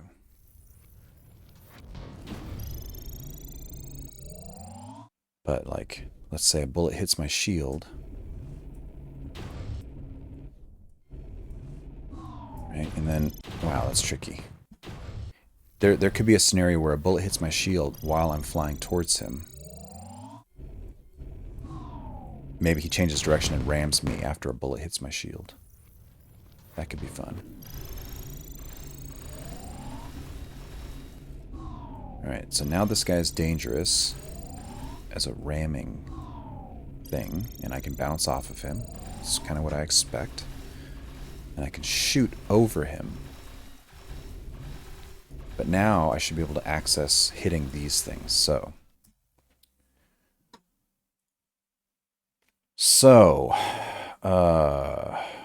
let's see. How are we going to do that? So if we look at the boss, I have thrusters, I have turrets, they're all just animated sprites, they're all secondary scenes. Let's do this. Let's add a static body. And then you can do this. I want this to be the root node, so I can just change it. Make scene root. See? And it just reverses everything. I have my thruster, I have my thrust, I have my particles, and I can make all these kind of just siblings.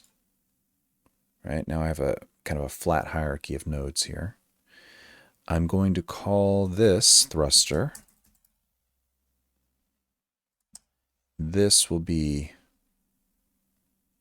the nozzle of the thruster, right? And then this is the actual exhaust. Let's call that exhaust. And then the exhaust particles. So it's a static body, so it needs a collision shape. Let's add a collision shape. This will be a simple collision shape because it's a rectangle. We'll just add a rectangle shape. And we'll put it right like that. Like that.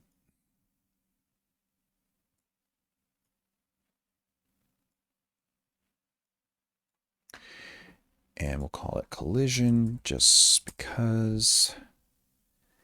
And I'm going to put it under all the sprites and everything so I just don't see it all the time.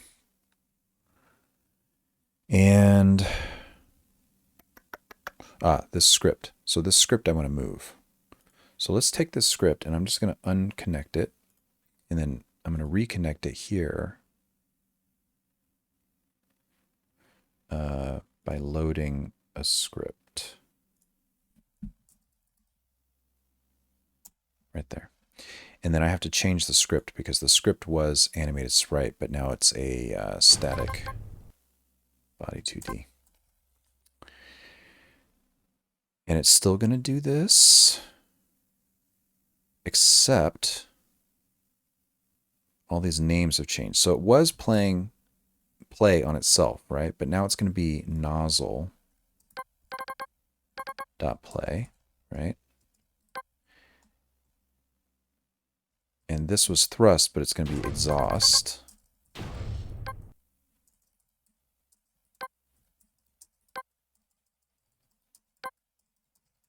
And particles is still fine, right? So now because this stuff is up here on this node, it has to reference the children, nozzle, exhaust, particles, nozzle, exhaust, particles, nozzle, exhaust, particles, right?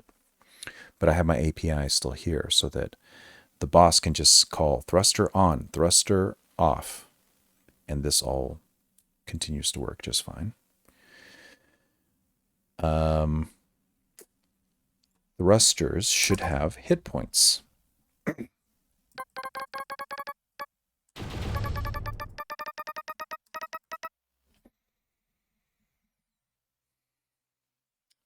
And they need a hurt function.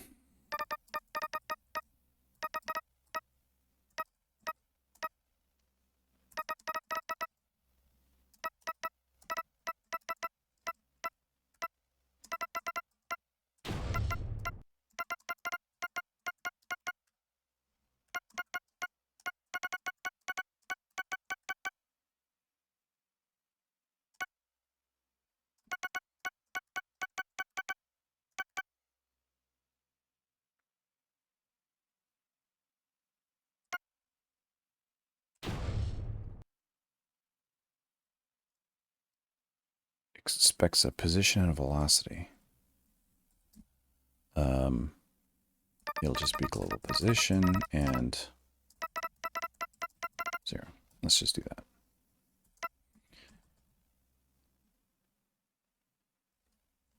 And we'll say off.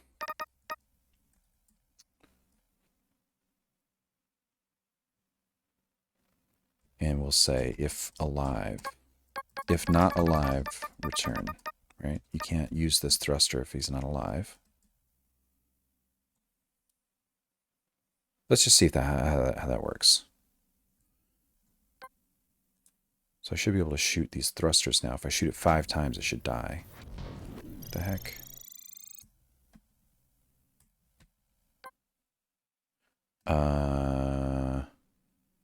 Let's go back here. So they're all changed. good. They're still visible and working. They're all static bodies now.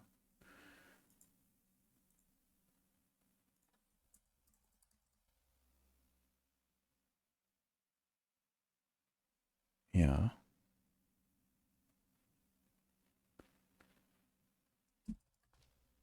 Why didn't it appear?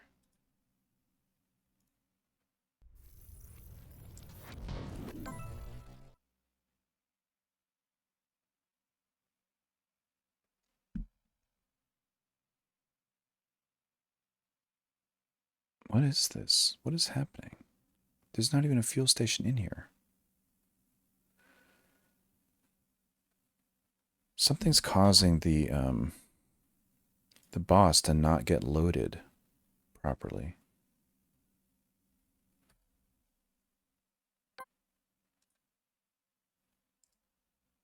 Something I just did is causing the boss to not get loaded properly.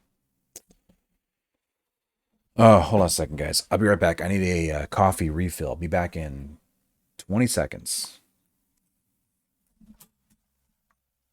For those of you who are new, here's the game that we're working on. I'm going to show you the trailer.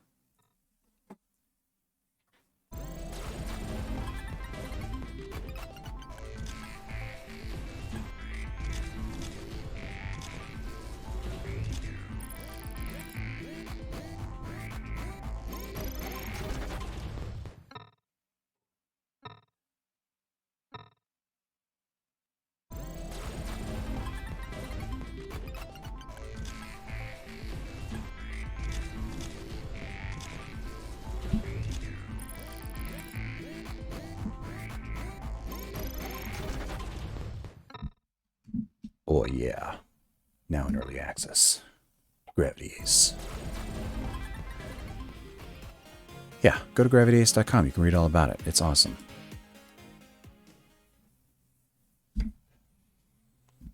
Cheers.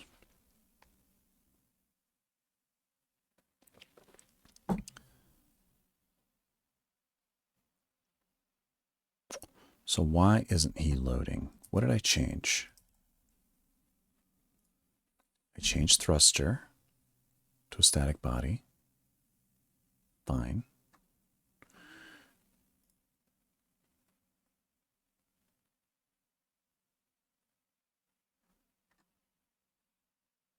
Right? It wasn't AMS right. Now it's a static 2D. It's got a collision shape. Blah, blah, blah. Did my shield and ship stuff. That's fine. The only thing I really changed was this.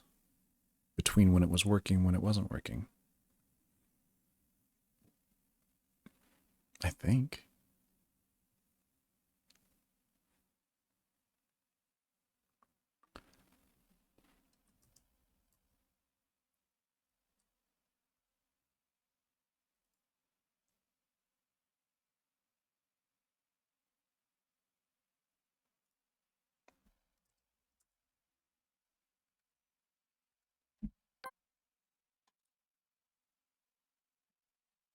Right, this works.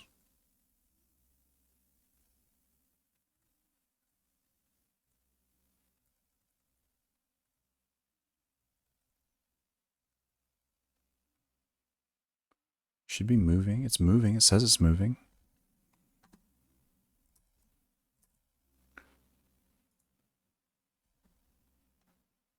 Got my boss. Is he visible?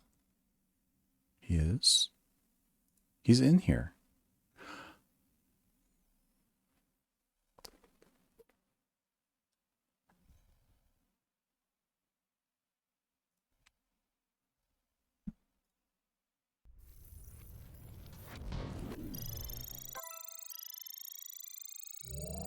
Wait a minute. He was right there.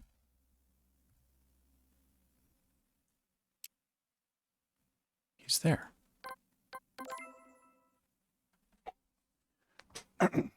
Why am I getting this error? Oh. Okay. Okay. So since I made the thrusters static bodies. They collide with other stuff in the game now. What is his collision? His collision shouldn't be player.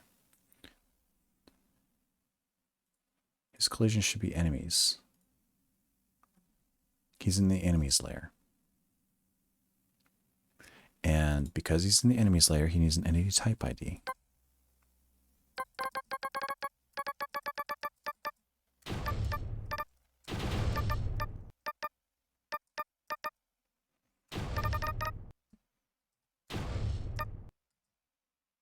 These entity type IDs have been the bane of my existence. They're very useful and helpful. I have one on every physics body in the game, every single one. And I use these entity type IDs for doing things like this. Right? And you might be asking yourself, hey, John, why didn't you just use node groups for that?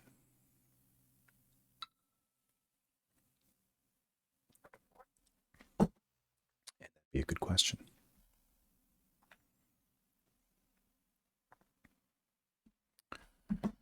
But it doesn't matter. This is what I've used. I'm not going to rewrite all that code. And here we go. I didn't know node groups were a thing at the time I wrote it.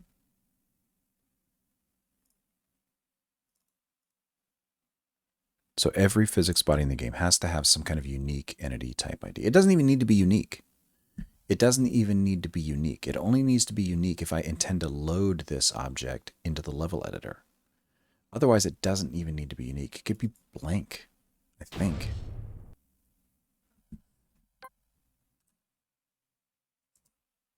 Yeah, see, in this case, it could be blank. It doesn't even matter. Like I blew it up. All right, let's see. This hurt method on the thruster needs to return true. If it doesn't return true, then that means, so returning true means, yes, you hurt me. If it returns false or returns nothing, then the bullet goes, oh, I didn't hurt it, so let's ricochet, let's bounce off of it.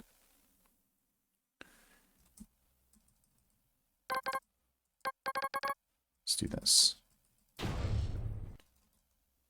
If I'm not alive, then just don't do anything. If I am alive, do this and explode and hide. And return true because you did hurt me. So the bullets won't bounce anymore.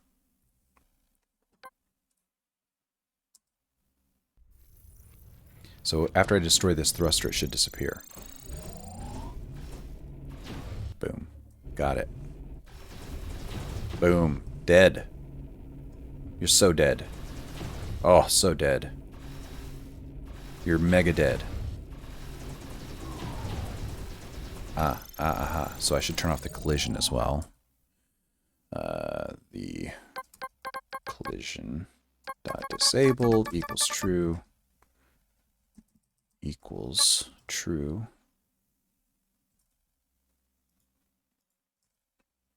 Continue. Continue. What do you mean non-existent?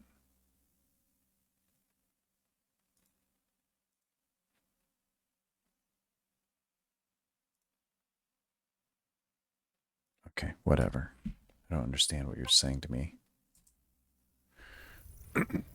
So now I should be able to shoot you. Oh, you're mega dead. Mega dead. He's still colliding. Why is he still colliding?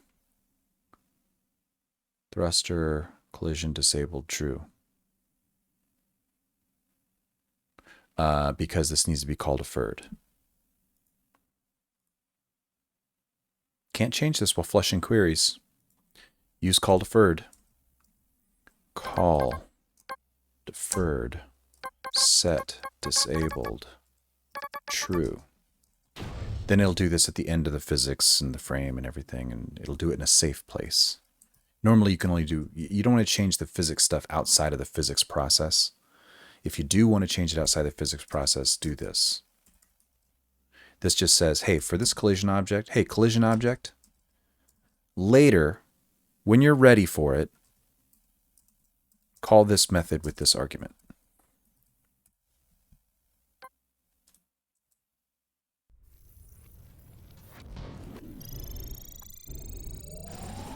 Dead.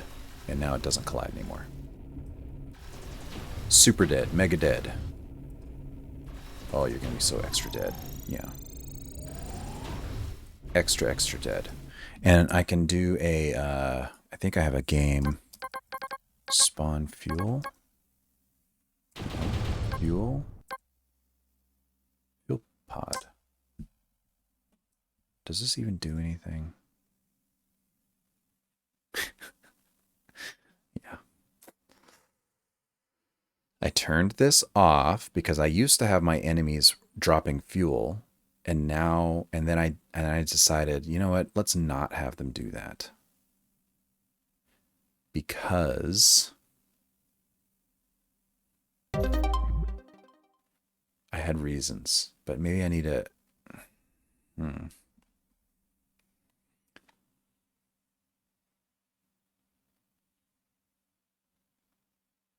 What if I did this?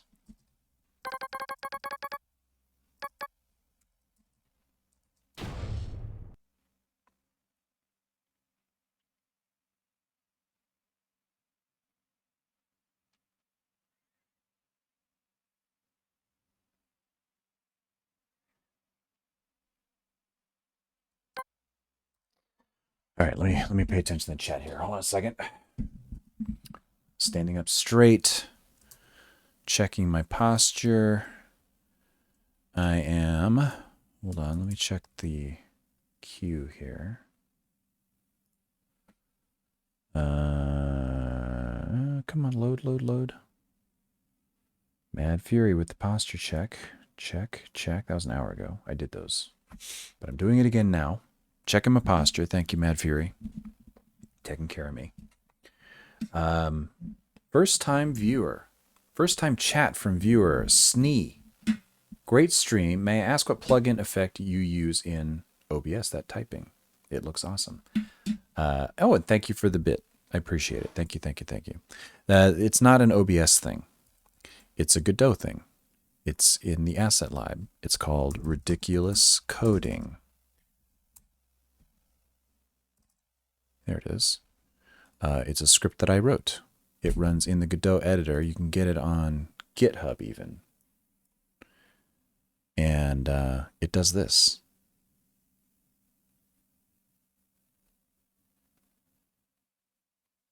Because why not?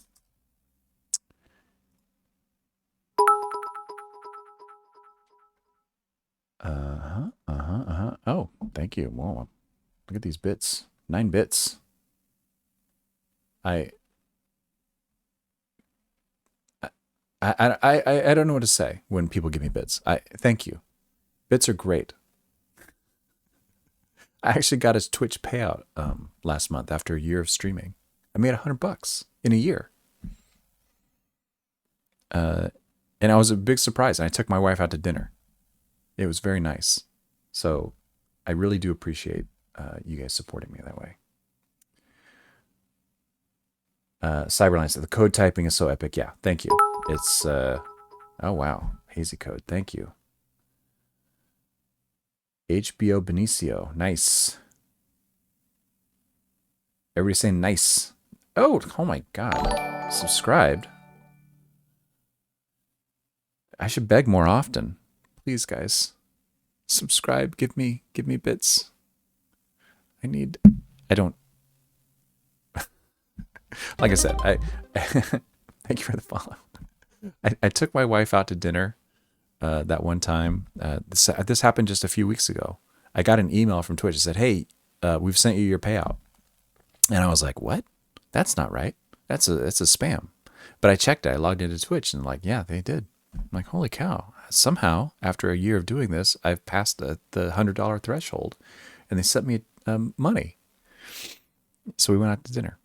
And a lot of that was bits. It was these subscribes, and just builds up over time. And it ended up being a very, very nice surprise. It was a nice night out, and I really did appreciate it.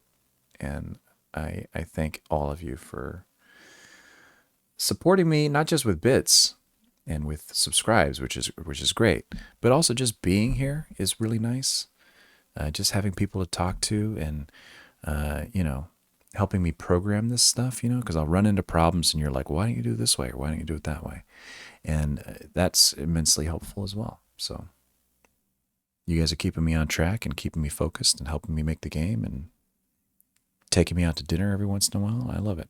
Thank you guys.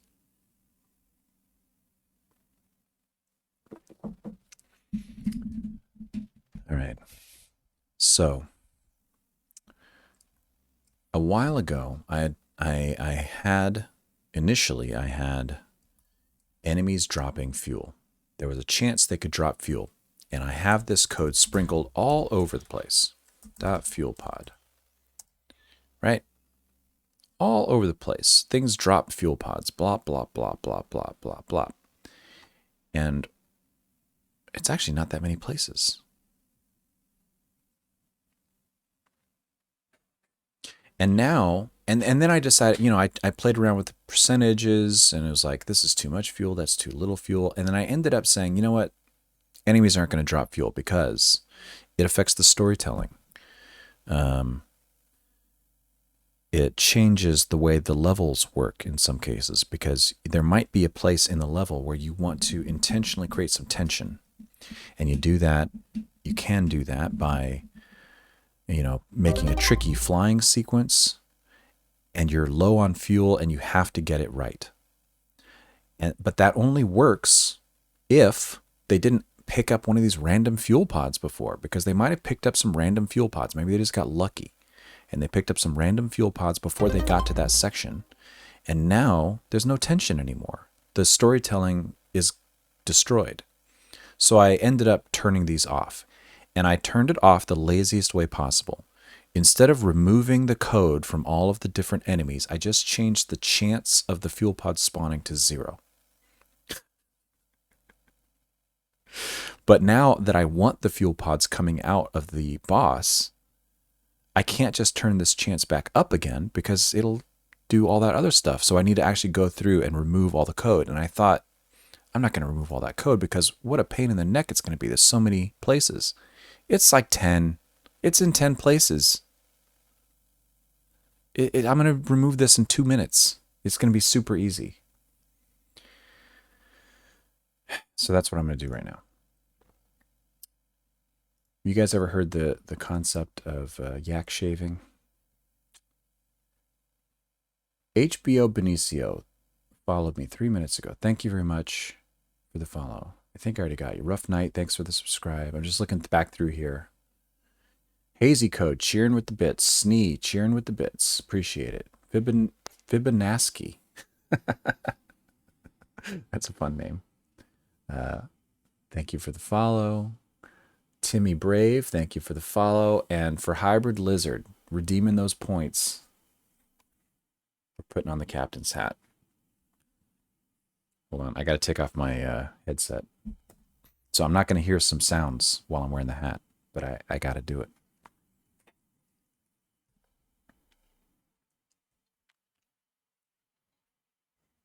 All right. I'm going to wear the hat for a little bit. Thanks for redeeming those channel points. Here, let's get a good view of the hat.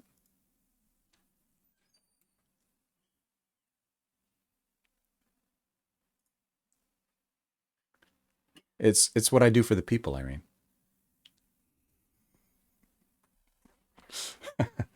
Oh yeah, there's a hat. Yeah. And I think I put a reward on there to play a song. But it's way up there. It's a lot of points. All right, let's go through these and delete this stuff. So,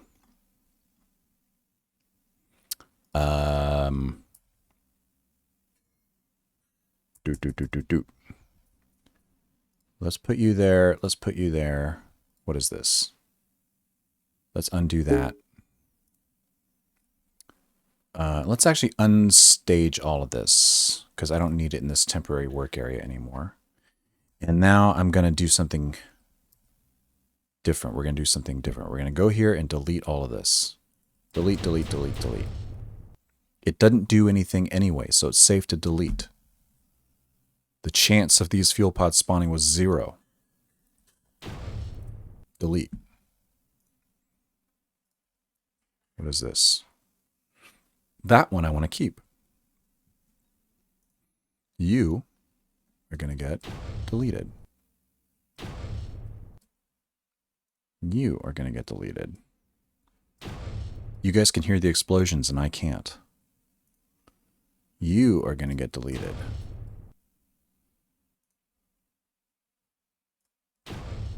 And you are going to get deleted. So the enemies don't drop fuel pods anymore. All of these guys. Delete. Because they weren't anyway. I'm just trying to convince myself. They weren't anyway because the chance of a fuel pod spawning was 0. Now, dot fuel pod. The only thing that's doing it now is the thruster. So now I can turn this back on in game.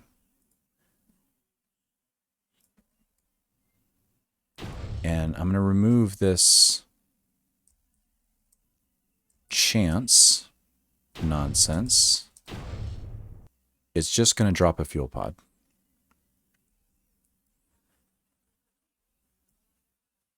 Yeah.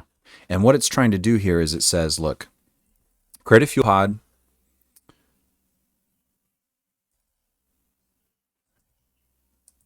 And make 10 attempts. Right? So I start a counter at 10 and subtract 1 from it. As long as that counter is over 0, then keep trying this, right? So what it's doing here is it does a quick physics query to make sure that there's an area. I want to put it into an area here near the explosion or near this position. I want to put it into an area near this position within 50 pixels of it, a radius, some circle 50 pixels within this area. It's going to try one at random and see, is there anything there? If there's any other physical body there, then try again. But if there's not, if it's empty space, then break. That's where we're going to put it. And we put the position there, and we add it. And it's just going to try 10 times, pop, pop, pop, pop, pop, pop, pop.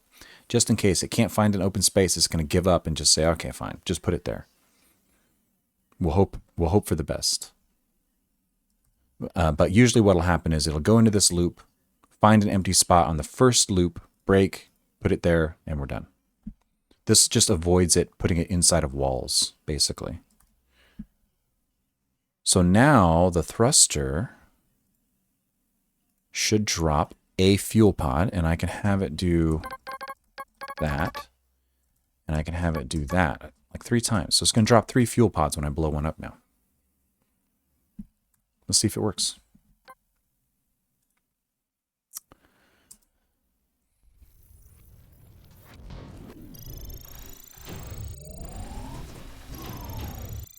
Oh, there they go. And they're moving like that because they're not actually moving. They're stationary, but they appear to be moving because the enemy boss is moving.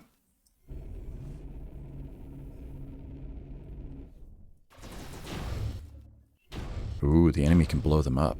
That's tricky. You got to be fast if you want those things. That's actually an interesting challenge. The enemy doesn't want you to have this fuel. So you've got to kind of like time your shots. Like you draw their fire over here, then blow it up, then go and get them real quick. Quick, quick. Oh, I didn't get that last one. That's fun.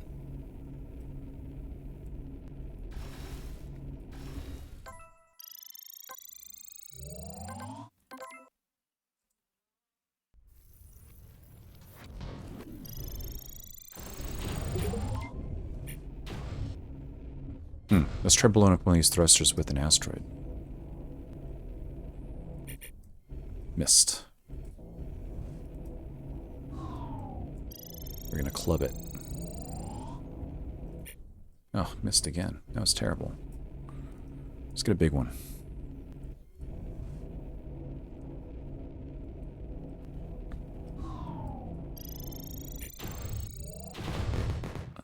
That was terrible. That was a terrible attempt. This is hard. Ooh, whoa, whoa, whoa, whoa. Okay. That's no bueno. Shouldn't respawn inside the boss. That's normally not a problem. because the ground in a level doesn't normally move.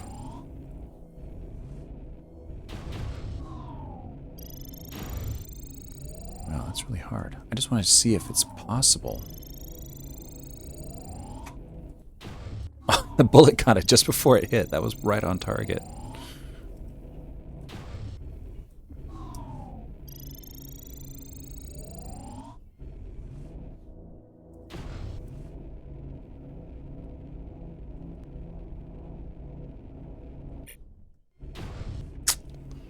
I don't know if I'm going to get this.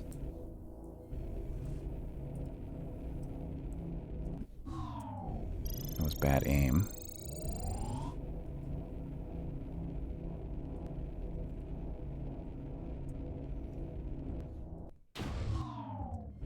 Maybe it doesn't work. I think probably I need to do something on the asteroids to say if it's... Oh, it did work. Oh, it worked. Okay, so you can blow them up with a well-timed and aimed asteroid strike. Maybe a lucky one.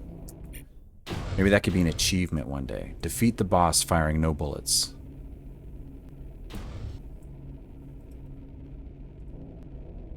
Defeat the boss without firing a shot. Everybody will be like, that's impossible.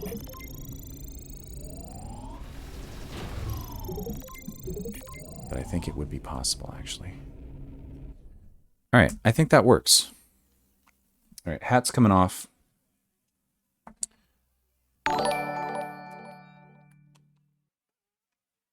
There you go. Do I use a lot of hardcore drugs? No, I do not. Invincibility type. There is one. You're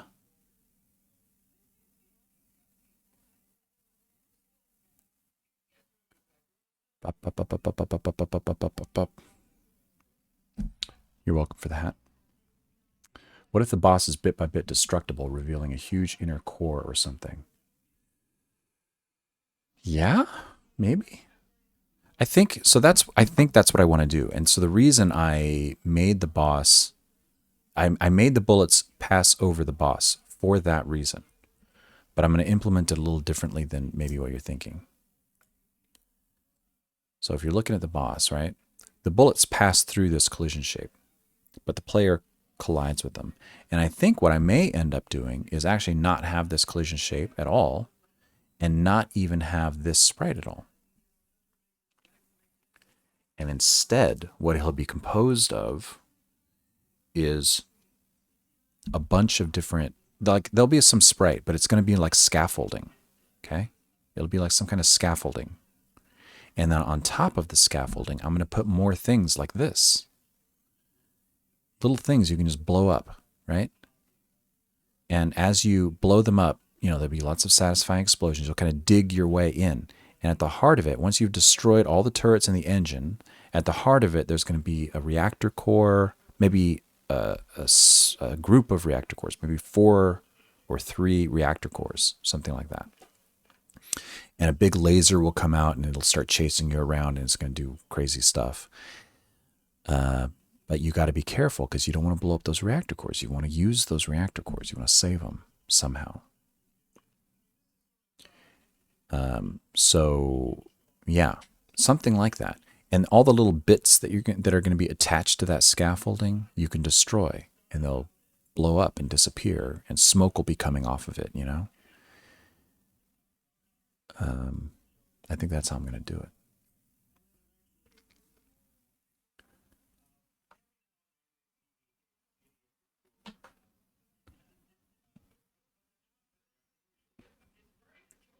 So let's do these turrets too. Let's make these turrets blow upable. We're going to do it the same way we did the other guy. We're going to do a static body. We're going to make it the parent. We're going to put all these as siblings. We're going to add a collision shape. And it's just going to be a circle. Circle's fine.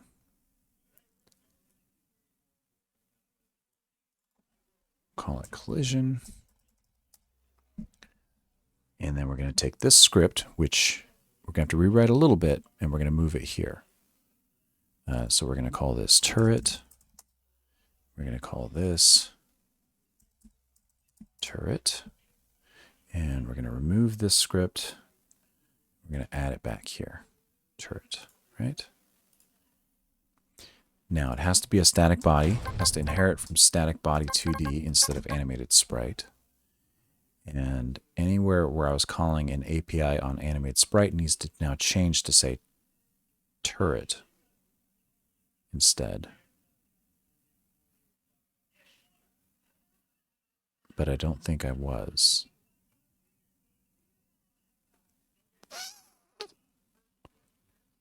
I don't think I was. Let's see if it just works.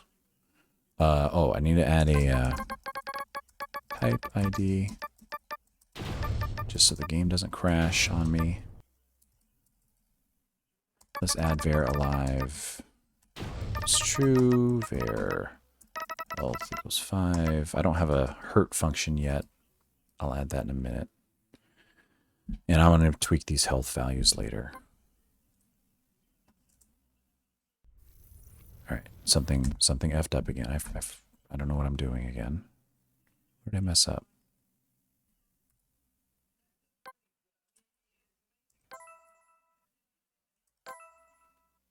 Wow, that was weird. He just, oh, because he's on the wrong collision layer again. He should be an enemy.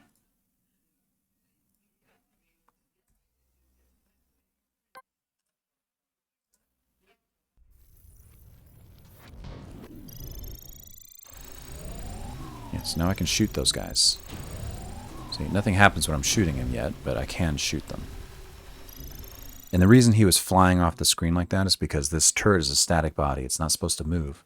But he was in the player layer, and the boss was a kinematic body, and he's calling move and slide. So he's trying to slide away from the turret, but the turret is attached to him, so it just whizzes off into space.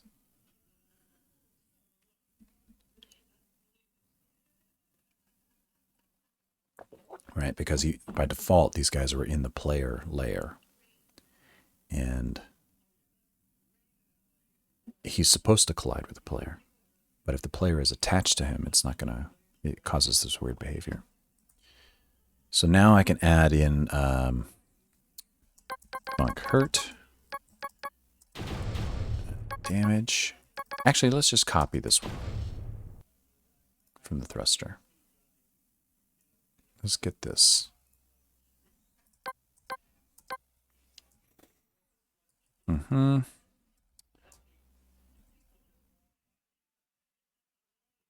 that's fine. That's fine. At some point, I'm not going to hide it. I need to play a death animation. Right? Not death, but dead. He's dead. And same thing with the thruster.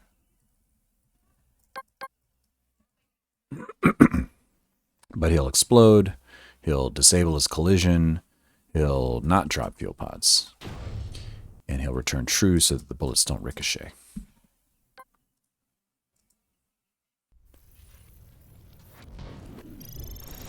Boom, boom, boom, boom, boom.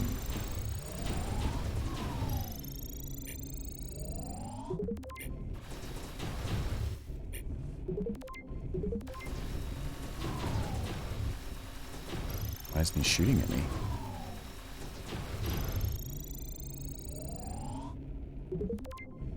I get them all? Why wasn't he shooting at me? Why aren't these guys shooting? Shoot. Visibility enabler. Okay.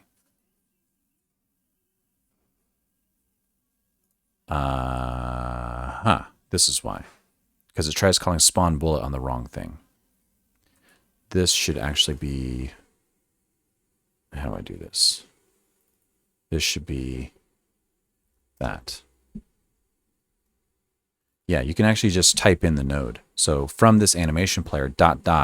is its parent, which is turret, right? If I did /tween, it would try to call these methods on the tween object. And it was trying to call it on that, but I moved the script here. So I have to change that to just ... like that. I could also just rebuild this.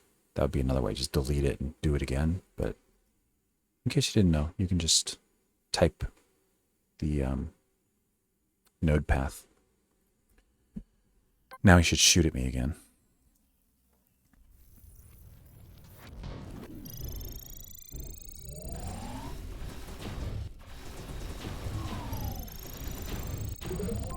So because the fuel can get damaged by the enemy bullets like that, maybe the strategy is try and get rid of some of these enemies so they can't shoot you on that side.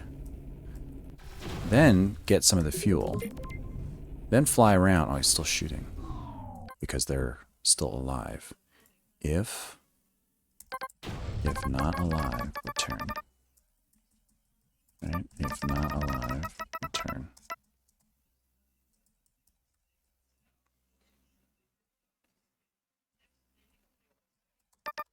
If not alive, return.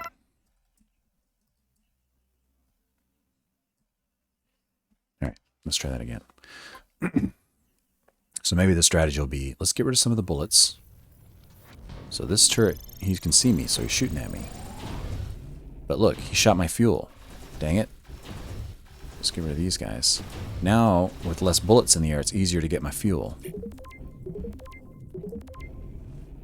But you don't want to just start out getting the fuel with all these bullets in the air, because they'll just get wrecked. Yeah, so there's some strategy involved here now in getting the fuel, which I like.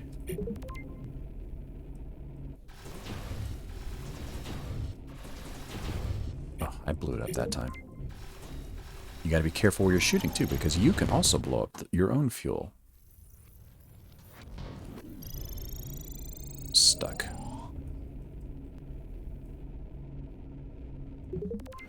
All right, in general, that's okay. I've got a bunch of turrets. I can add more, as many as I want now, and they'll all do the right thing. I can put them anywhere I want. They're all the same scene. They're just copies of that same scene. And these thrusters, I can add more thrusters. They're all just copies of that same thruster. And because I've generalized the code for how the thrusters fire, right?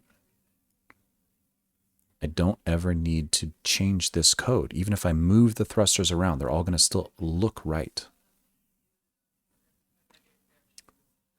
Now, one thing I think I need to do is if a thruster is dead. So one problem here. Well, let's commit this stuff first, and then I'll talk about the next problem. First, let's commit the fuel change.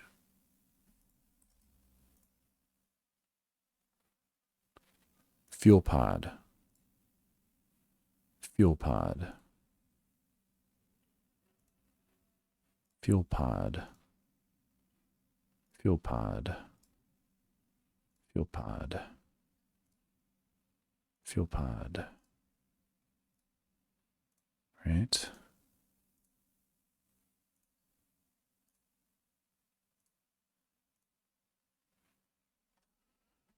This is the boss turret. What is this? Okay. Okay. This is all boss stuff. And this is what? This is boss stuff as well. Right? So this is all the fuel pod changes. Removed fuel pod drop. Removed inactive fuel pod drop code except for bosses, which will drop fuel as you fight them. Little teaser for anybody watching the changelog on Discord.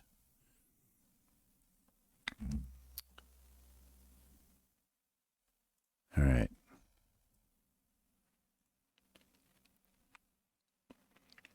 Matt, welcome.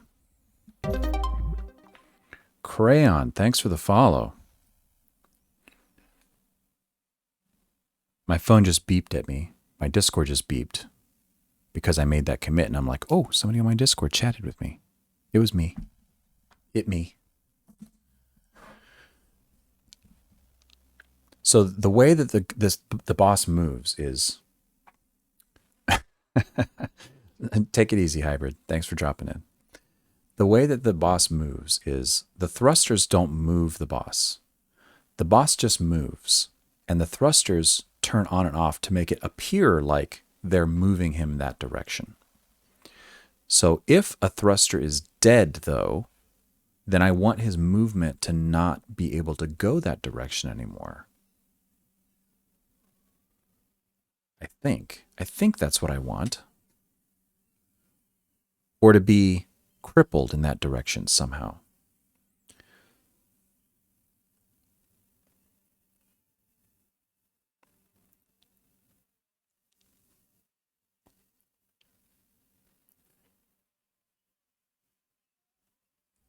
Right? So this won't turn on the thruster. But instead, if I'm trying to turn on the thruster in this direction, and I'm doing this dot product, which if you do a dot product, this is a little refresher. If you're doing a dot product, what I'm doing is I'm taking the direction that the ship is trying to go, and I'm taking the dot product of that vector with the vector to the thruster. So if the ship is going this way, and the thruster is also in that direction, then when you take the dot product will be greater than 0. If you're trying to go this way, if the ship is going this way and the thruster is over here at a 90-degree angle, then the dot product will be 0 if it's exactly 90. If it's less than 90, so they're kind of pointed in the same direction, it'll be greater than 0. And if it's greater than 90 degrees, like that, right? If it's greater than 90 degrees, the direction the ship wants to go and the direction to the thruster, if that's greater than 90 degrees, then the value of the dot product will be less than 0. So I can tell if the direction the ship wants to go and the direction the nozzle is pointed, if they're opposite, right, then this number will be less than 0. And I turn on the thruster. And not only that, but the magnitude of the dot product, the size of the dot product, if it's bigger, basically the bigger it is, the greater that angle is. So the more opposite they are, the bigger the number will be. And the less opposite they are, the smaller the number will be. So I have a magnitude of that thrust as well. So I can pass that magnitude in to turning on the thruster, and then the thruster knows, make a big jet or make a small jet, and turn on this one but not that one. So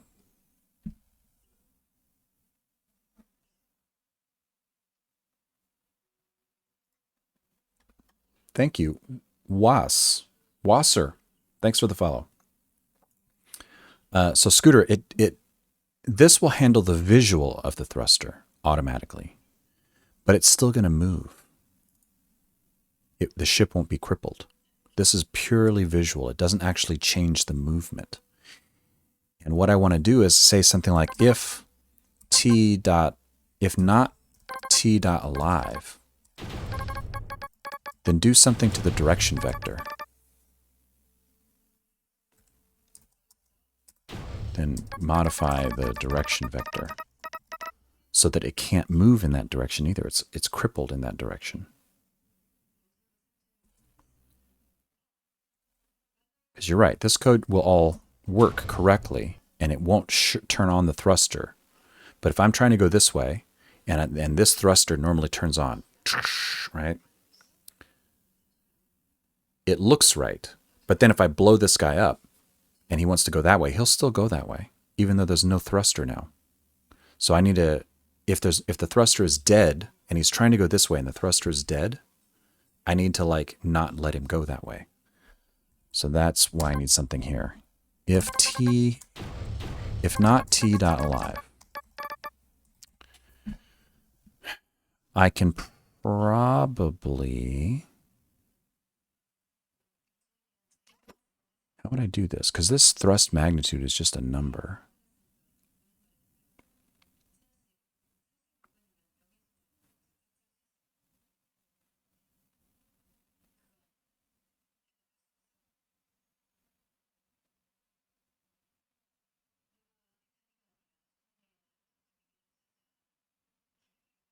What if I did...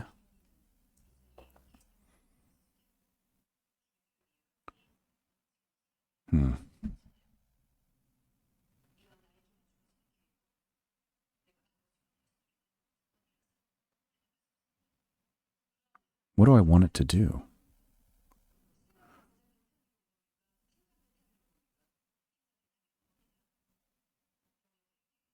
If he's trying to go right, but the left thruster is busted, then I want to negate the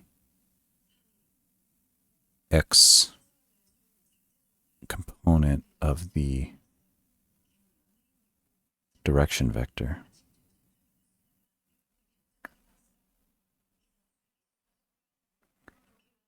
I basically want to take that component, which could be a combination of X and Y, of that vector in that direction and make it 0 or closer to 0.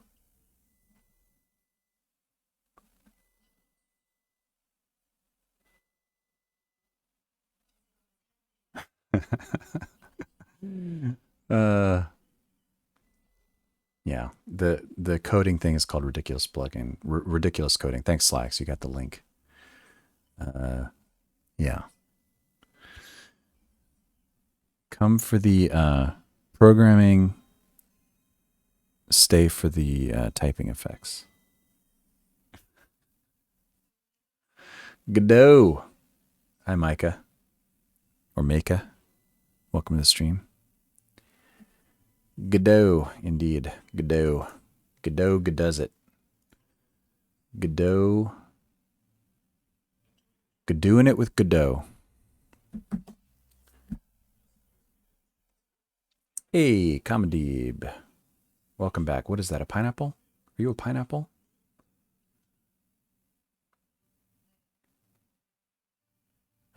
Wonder if you could do it at a window manager level. You probably could. I'm sure you could. You totally probably could. But I'm not. Exo Random, Micah. Yeah, seems like we've had some turnover, and there are some folks that are new here. So let me show you guys the trailer, and you can check out the game.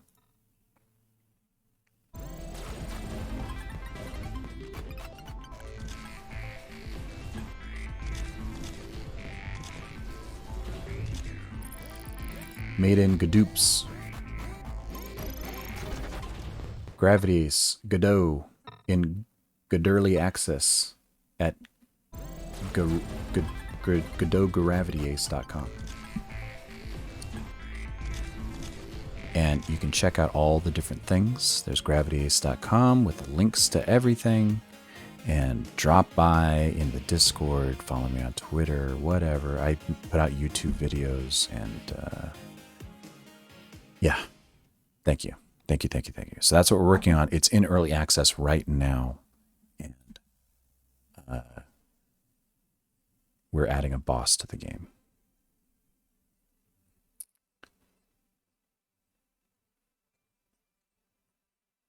I don't know what the multiplayer development experience is like. I've never made a multiplayer game. I have made a game with other developers, so the multi-coder experience is okay. And Godot has prioritized making the scene files and everything text, so they work well with Git and version control stuff, which is all very nice. But I've never made a multiplayer game. I know that the networking stack is pretty good, though. And then I think in the new version, you can just decorate things that you want to happen over the network to be synchronized over the network. You just decorate the code or the variables, and it just happens automatically. So I think it's pretty nice, but I've never tried it. I know there are people out there making multiplayer games with Godot. I know there's examples on the Godot Engine website that they tell you how to do it, and it's pretty easy. That's all I can say. I am, well, yes. So am I a software dev by trade? Yes, I am. I've been programming computers since I was 10 years old. And I'm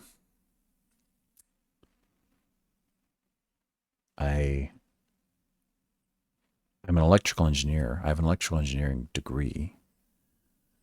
And I have been programming since I was professionally, since my very first job.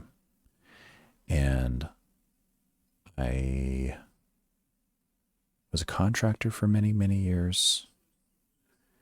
And then, but currently, I'm not a professional software developer anymore.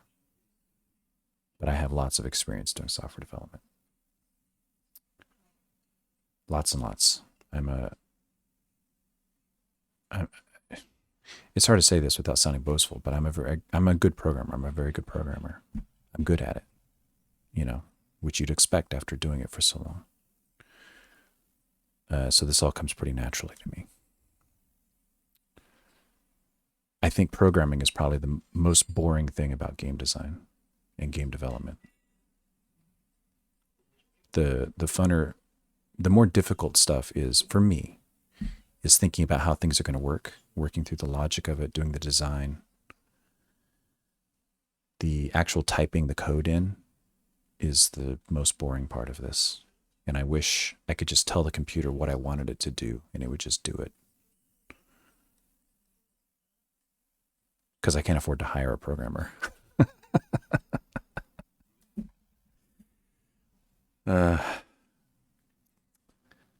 This is an interesting problem, though. How do I make this thrust vector, this direction that it wants to go, negate the thrust vector?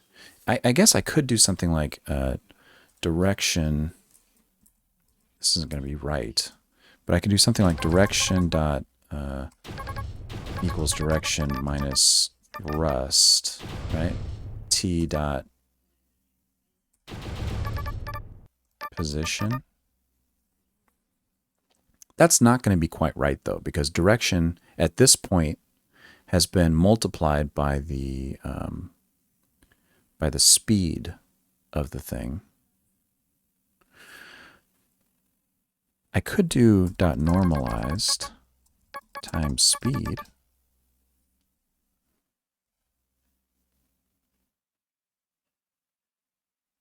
What if I did that? Or what if I actually just kept track of the speed in a variable like that? And then set speed. And then where I actually do the speed, I say speed, right? So I choose a speed when I move the guy, multiply the direction by the speed, store the speed in this variable here in the class. And then when he moves, where the heck did it go? Here it is. Now I know this direction has already been multiplied by the speed. So I can take that direction minus the thruster position, which is this t dot position dot normalize is the normalized unit vector to that thruster. And I just subtract that from the direction multiplied by the speed, so they're proportional. Maybe that'll work. Let's see how it looks. And to see how it looks, I want to scale the boss down very small so that he fits on the screen so I can actually observe him better.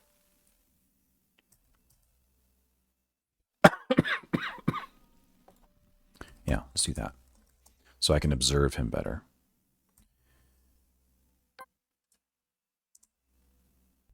Look at our cute little tiny boss. So this is all of his engines working, right? Has he moved yet? There he goes. He's moving.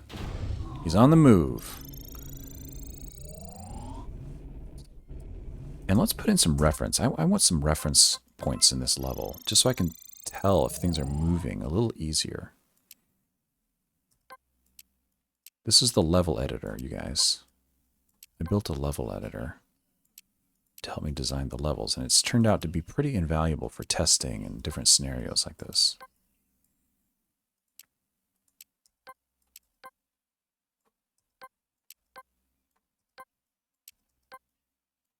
Okay. Let's see.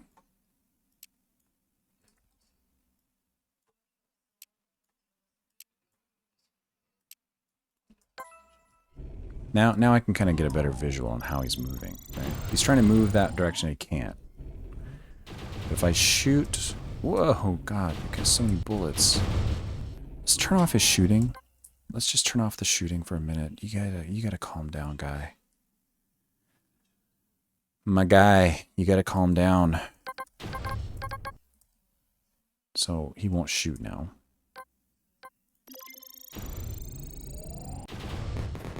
I still died. He still killed me. Alright, you gonna move? You gonna move? Hmm? Wow. So if I shoot that... What? Where did he go? So that didn't work at all. Oh, that didn't work at all.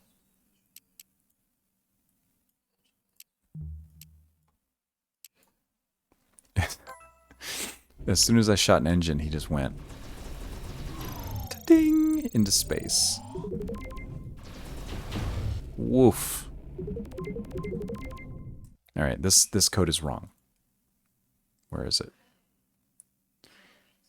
This is just wrong. Let me make a note here. To do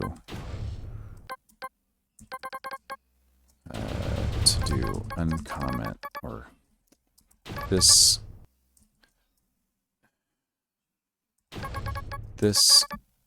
turns off shooting, so delete it. You were just doing this to do debugging. So, yeah, this is totally wrong. This should be multiplied by delta, maybe? No? I don't think so. Because direction isn't multiplied by delta.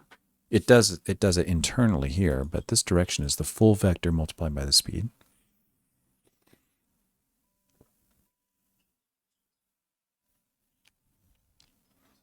I guess the problem is that this direction and this direction are not the same direction.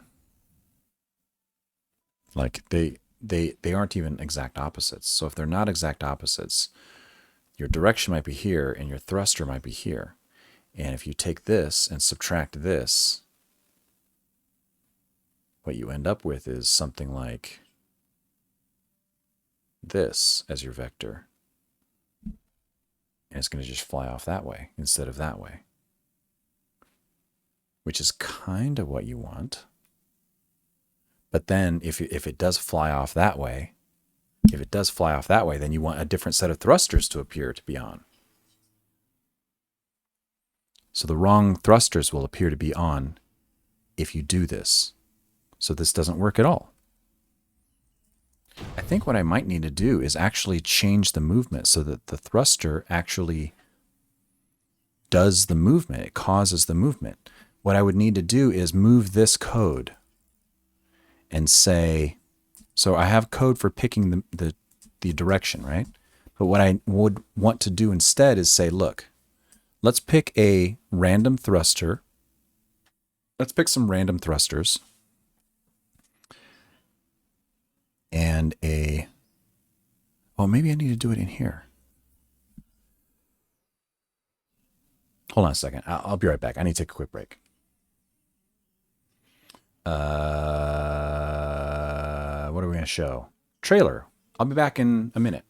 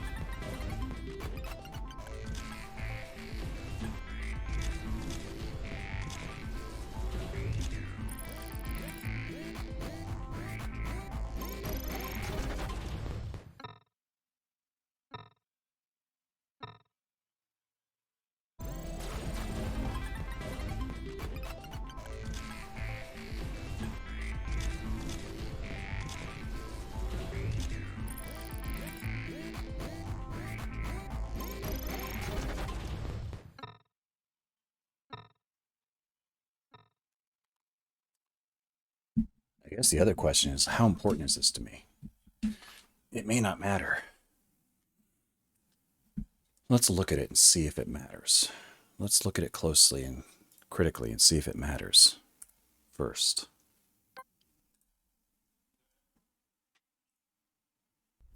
So here's my enemy, my boss. I'm going to blow up that one, I'm going to blow up that one. And now look, he's firing that thruster and it's going a weird direction. Yeah, it matters to me. That one looks fine, but now he's going to pick, look, now he's going up, but no thrusters are on. It just doesn't look as good.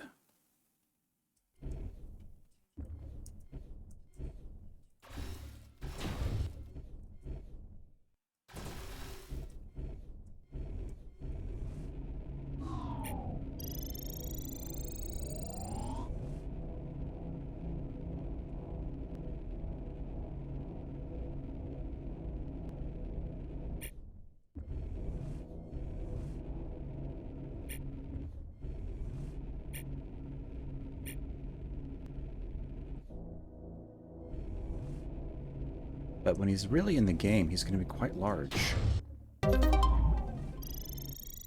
He's going to be gigantic, and you're not going to see all the thrusters anyway. And maybe I could change the animation of the thrusters to be not jet engines. I don't know. Kind of like the jet engines, though. It makes it seem dirty and gross.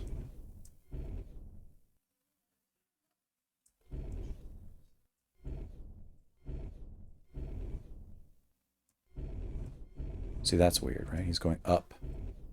That one's not as weird, but it's still kind of weird. That looks okay.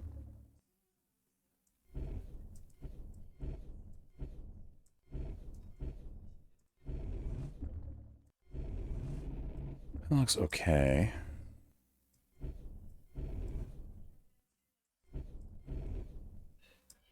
And then that looks weird because he's just flying up, but there's no reason. There's nothing pushing him up.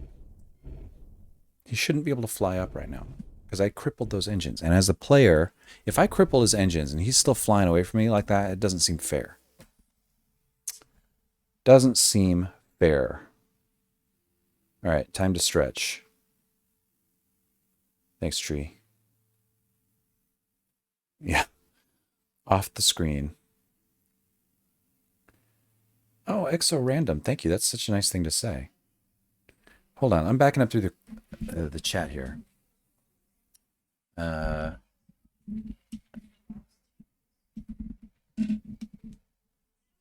You still get, okay, so I was talking about how I think coding is the most boring part of programming. Crayon, you said, interesting view. I still get a kick out of the optimization of the code, the problem solving. I do sometimes. Sometimes I do. Like right now, I'm kind of interested in it because I think the solution to this problem should be pretty simple. And I will be very satisfied once I discover what that simple solution is.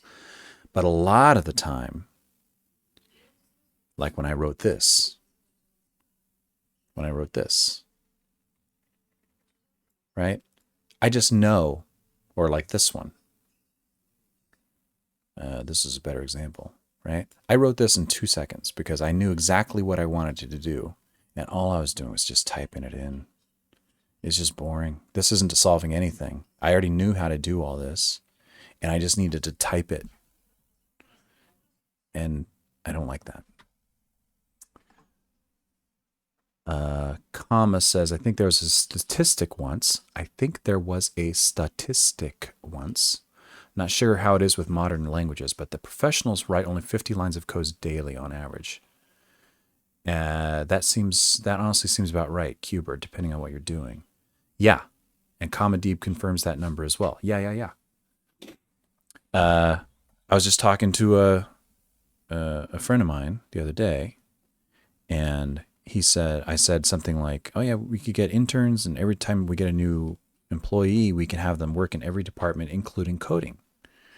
And maybe that would help them, learn how the company works, right?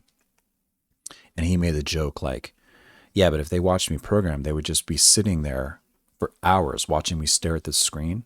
And then every once in a while I would go, right? And then just sit there and stare at the screen again for another couple hours. And that's true. I think really good programmers try to write as little code as possible. And I love it when I make a commit and I've deleted more lines than I've added. I love that. Because every line of code is a possible bug. And the code I don't write can never cause bugs. So I love not writing code. I love deleting code. It's why lines of code per day or per developer is such a terrible metric. You want 5 years at Georgia Tech.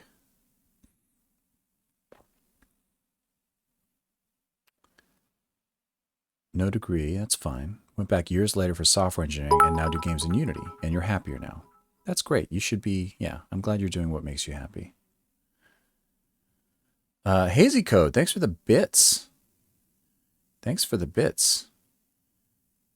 And did you just follow as well? Clickies just followed me. Thanks for the follow, Clickies. And Jeff Hu Bezos, thanks for the follow.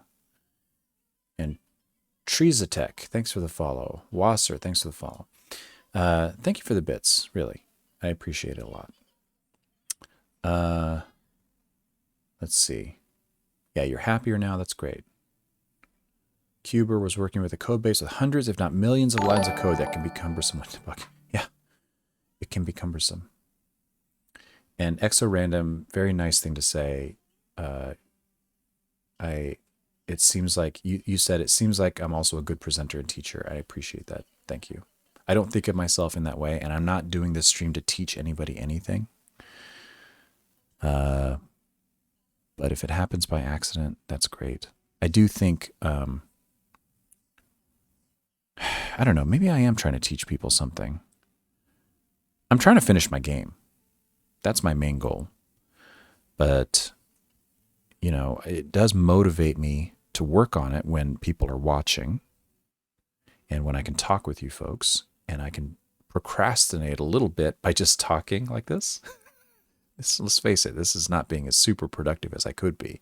I could probably be, on paper, I think I could be more productive just turning off the stream and just coding. But in reality, in practice, if I did that, I would code less because it's not as fun. So by being here, even with the procrastination and everything, you guys are helping me finish this game. And it's very valuable. So the double-edged sword with that is, of course, the stream has to be interesting, right? Otherwise, people aren't going to watch it. So I do teach a little bit, I guess. And I do it in a way where I just try to explain my process as I go. And I'm not trying to make a course. I don't think I'll ever make a course. I'm not a tutorial guy. But you can sit here and watch, and I can explain things. And if you have questions, I'll answer them. And I guess I'm teaching by example. I'm trying to be a good role model rather than a teacher, I guess would be the way to say it. But anyway, thank you very much. That's very kind of you to say. Hazy Code, sweet level editor. Thank you very much. Let me show you guys the level editor. You know, one thing I don't show in the trailer is the level editor. I have a separate level editor trailer. But let me show you some of the features of the level editor, especially for the new folks who may not have seen it. So level editor, right? Every level in the game was made with this level editor. So let me open a complicated level from Act 1. Oh, that's the wrong one. I want Act 1 PETA. PETA was my level designer. And let's see. Let's load the Gravity Temple. This is a hairy one. Right? That's the level. Spoilers, in case you don't want to be spoiled. But here's the level. And there's all kinds of stuff, right? You can move things around. There's undo, so I can like move this thing and then undo it, right? And everything's live in here, right? So like, it's all alive. It just does something different in this game mode. In this game mode, it shows a bunch of different UI stuff. But all the physics is still active. Like, see, the shield went down and then it comes back. If the player was in the game, let me see, just spawn in. So there I am. And I can actually just grab him and move him to someplace else in the level to test it out. But like, see this guy, the enemy there? He's like trying to shoot me. So I can test part of the level just by moving myself to where I want to test it and then just jumping back in. Which is super handy and nice. I can move, things around and see how they work, right? So this, I think, turns off a laser beam somewhere. Maybe this one has to be on too. I don't know. I haven't played this level in a while. But those must fall. Oh, it should turn off this one when this comes off. Yeah, it probably does. But I think I have the lasers set up so that they don't respond to signals in the editor, because I want you to be able to see the laser in this case. Everything's got a ID, which I can probably hide, actually. The player never needs to change this. The player shouldn't be able to change this, actually. That would be bad. And I used to be, and the reason I had this here was because everything used to have a name, and then you could connect signals by the name. But now you can just connect signals by just selecting the thing you want to activate and then deciding what you want it to do. Things like this cargo platform, it has a max contacts number. They all have different attributes. So this one will activate its signal when the number of boxes on it is greater than this number or equal to this number. So if I wanted it to go like, you need to put 4 boxes on here. See, the thermometer went down. Now you only need to put 2 boxes on here. And I've got 1. Right? Now I've got 0. Now I've got 1. Oops. Now I've got 2. And now it's active, right? Things have, this has its attributes. He has his attributes. All the attributes are dynamic. So hidden, dead on, where was it? This guy, this blister. The blister has hidden and dead and a destroyed signal. And that's just these export variables. Hidden, dead, and the destroyed signal.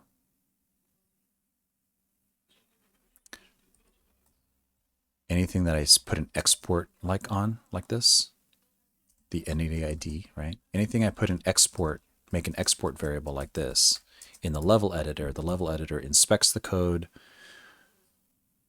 gets a list of the export variables and their type, and then it builds the appropriate UI over here. It's basically exactly this. It's this. It's the property inspector again, right? Here they are. But I put it in the game. Let's see. Let's do a new level. So you can draw terrain, right? And you've got a couple of different brushes you can use. You can just draw it, and you can erase with that brush as well. So I can draw like something like this and then switch to this spiky brush and then erase with it to do that, which is kind of fun. Or I can draw with that brush. Right, do that.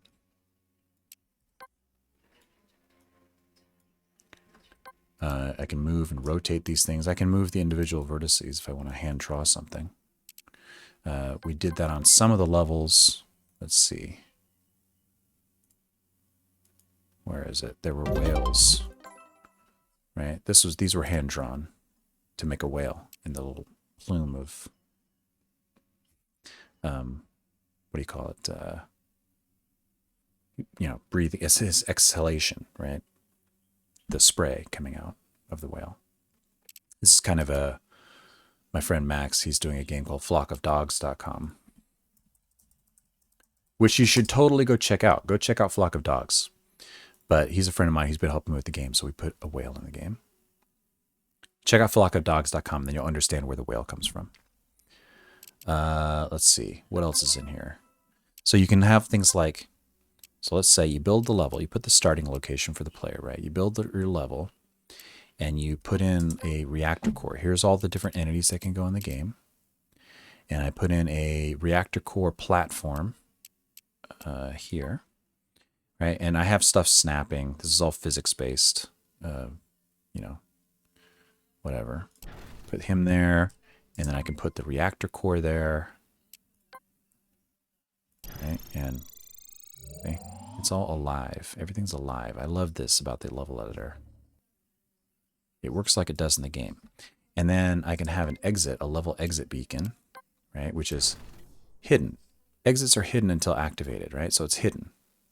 But then I can say, look, if this guy gets destroyed, then go ahead and unhide, activate the level exit. And if he gets beamed up, also activate the level exit. Okay. And then the reactor core has a waypoint distance. So there's a waypoint that appears on the player when he's within this distance to it. And I can make that down very small. See, there's a visualization. So now the waypoint won't appear until he's within this radius. So if the level's large, I can kind of not show the player the direction to the reactor until he gets close enough to it. Yeah, so then you can just play the level. So if I play, it's going to ask me where do I want to save it. I'll save it in my test campaign and save it, and then I can just play it. And I'll blow him up, and the exit will appear, and away we go. As you're playing the game, too, you can, let's see, let's go to the menu. I can play any level. And like I said, every level in the game was made with this level editor. So I can be playing the game, and as I'm playing the game, I can hit the menu editor. And then I can save this level in my test folder or something and just play it again. Like I can make the level easier. If this level's too hard, I can just make a new version that's just easier, and I'll just play that one instead. It's fine. Yeah, so that's the level editor. I spent a lot of time on it. It's like 4,000 lines of code, and it was a lot of fun to make. And it was also a pain in the neck to make. Oh, I recently added multi-select. Oh, watch this, watch this. So see all this stuff attached? So like, look at this. If you move the wall, right? Like nothing that was attached to it moved. But I've got another mode, move mode, where you go Alt, and now it moves all that stuff with it, which is very handy. It did an undo of that whole thing, all those things, which was nice. And I added multi-select, so you can drag a box and just select all that stuff, move it all together, which is handy. I can delete all these coins at once, undo them all at once. Anyway, enough showing off the level editor. Next chat message. I heard some beeps, so I do recommend Godot. Godot's great. But I also recommend that everybody tries every engine. I didn't just start with Godot and went with it. I tried Unity, I tried Unreal, I tried GameMaker, I tried Phaser, I did Android games, I wrote them in Java, I wrote games with this language called Hax, I wrote games in Lua. I wrote games a lot of different ways before I found Godot, and Godot worked best for me. I think the way Godot works, it meshes well with my brain. But for you, your brain might mesh better with Unity or Construct or GameMaker. You shouldn't force yourself to use one or another if you're doing it as a hobby. If you're doing it as a hobby, find one that works best for you, that you can be productive in, that you enjoy using. If you're doing it as a professional, then use whatever your job wants you to use, obviously.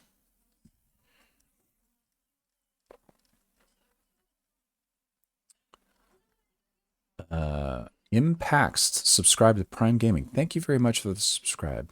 And Hazy Code, thank you for the bits. Again, I think I thanked you, but thank you again for the bits. Clickies recently switched to Godot and fell in love. I get it. I did the same thing.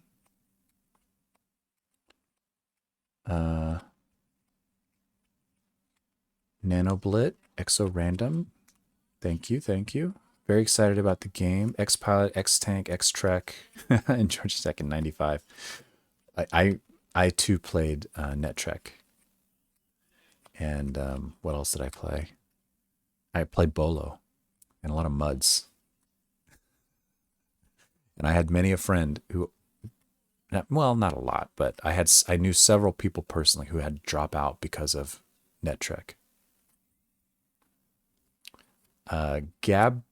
Gabroche, welcome to the chat. Thank you. Big Wig, you like Game Maker? That's great. I like Game Maker too. And Hazy Code has redeemed his points to wear the captain's hat. I'm going to try putting on the captain's hat with my headphones on, even though it doesn't quite work, but we'll just be careful. I think what I might do is attach some Velcro to the top of this hat. I can't adjust it any bigger. What I should have done was gotten a much bigger size hat. Maybe I can. Maybe I can adjust this band inside and make it a little bit bigger so it fits on my head better with the headphones. Or just get a bigger hat. I could buy another version with a bigger hat. Like a size 8. I have a size 7¼ noggin. And if I got a size 8, then it would fit over the headphones better. And then I could wear this one when I'm at events. Which, by the way, if you're in Southern California, we might be doing an event soon, a live event where you can come out and play video games. There's a bunch of indie developers that I hang out with, and we're all going to do a thing in January probably. So if you're in SoCal, I'll post more details about it when it's scheduled and it's coming closer. But if you can make it, I would love to meet you guys in person. And I'll wear the hat.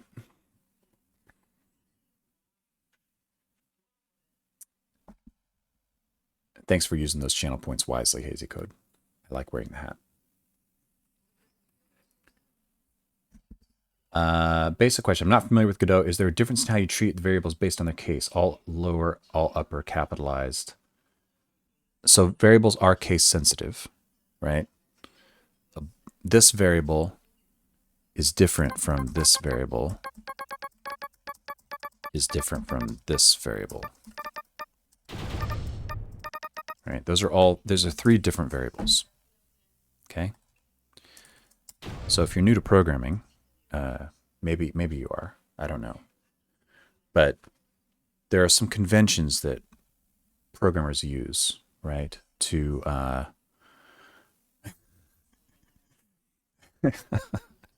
you're talking about the typing. Yeah. Can somebody point him to that? I think some of you in here have seen the link.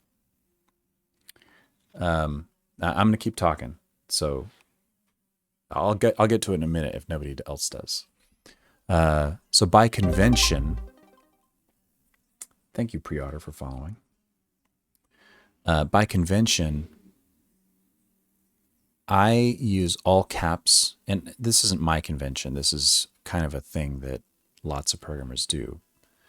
I put things in all caps where the meaning is, this is a variable, often it's a constant, that I don't want to be able to change, or that is some kind of magic number, right? So instead of putting 100 into my code, instead I put it in bullet speed. And bullet speed is a magic number. It doesn't mean anything. It's just, here's the number I'm using. And I might use this number in lots of different places.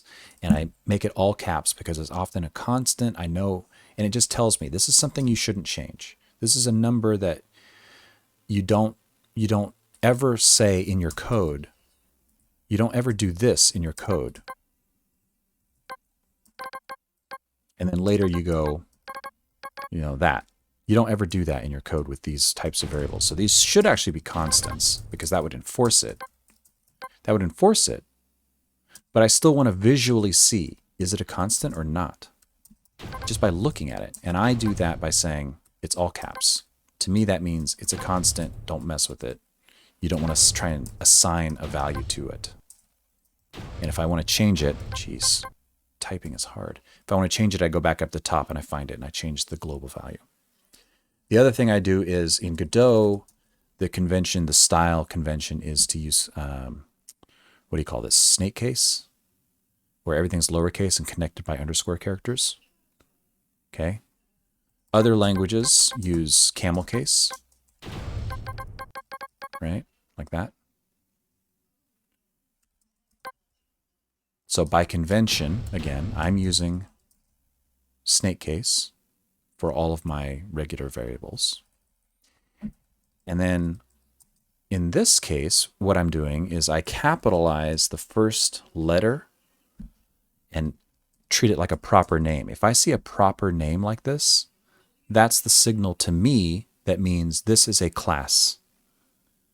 It's not an instance, it's just a class definition, and that's what this is. It's preloading this bullet scene, and then later I can instance bullets like this. So I have my class, I instance it, and now I have an instance of that bullet. This is a real bullet. And I can do this one, it does it 5 times, right?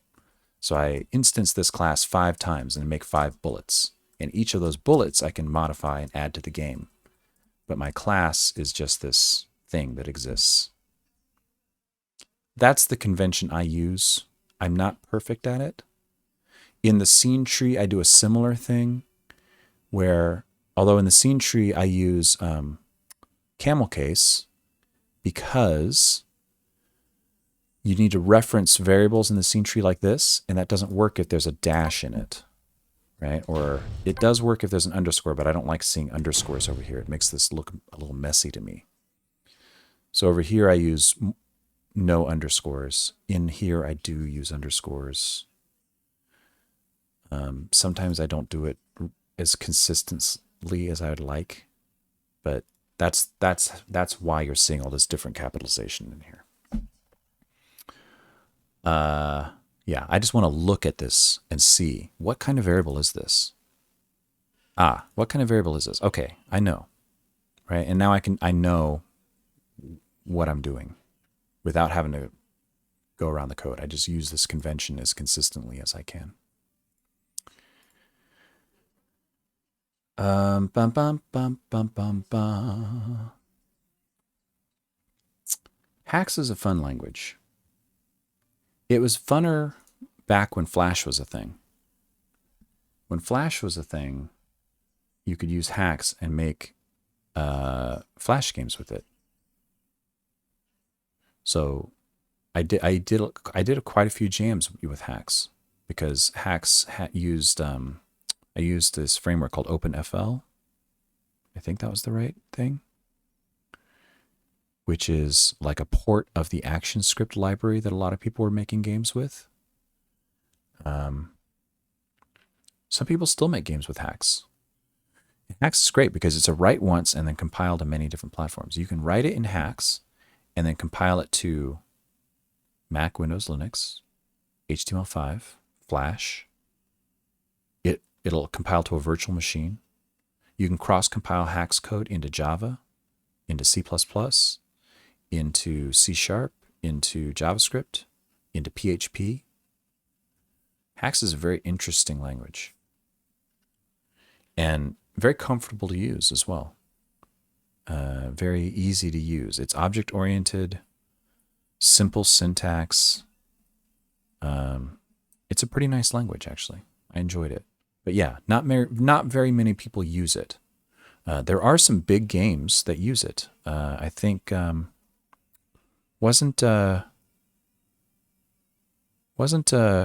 Terry Kavanagh use Hax? Maybe I'm thinking of the wrong guy. There's been some big games made with Hax. I think Lars Doucette uses it. Hax games. I'm going to take off the hat because it keeps falling off me. Oh, look, Dead Cells was made with Hax. Northgard was made with Hax. Papers, Please. Right? These are all made with Hax. It's a legit language.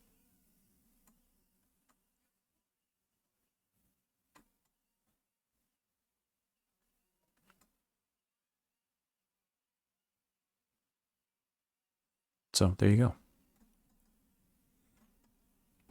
But yeah, the learning materials are a little sparse because it's not a very popular language. All right, this is coming off. Thank you. Captain says hello.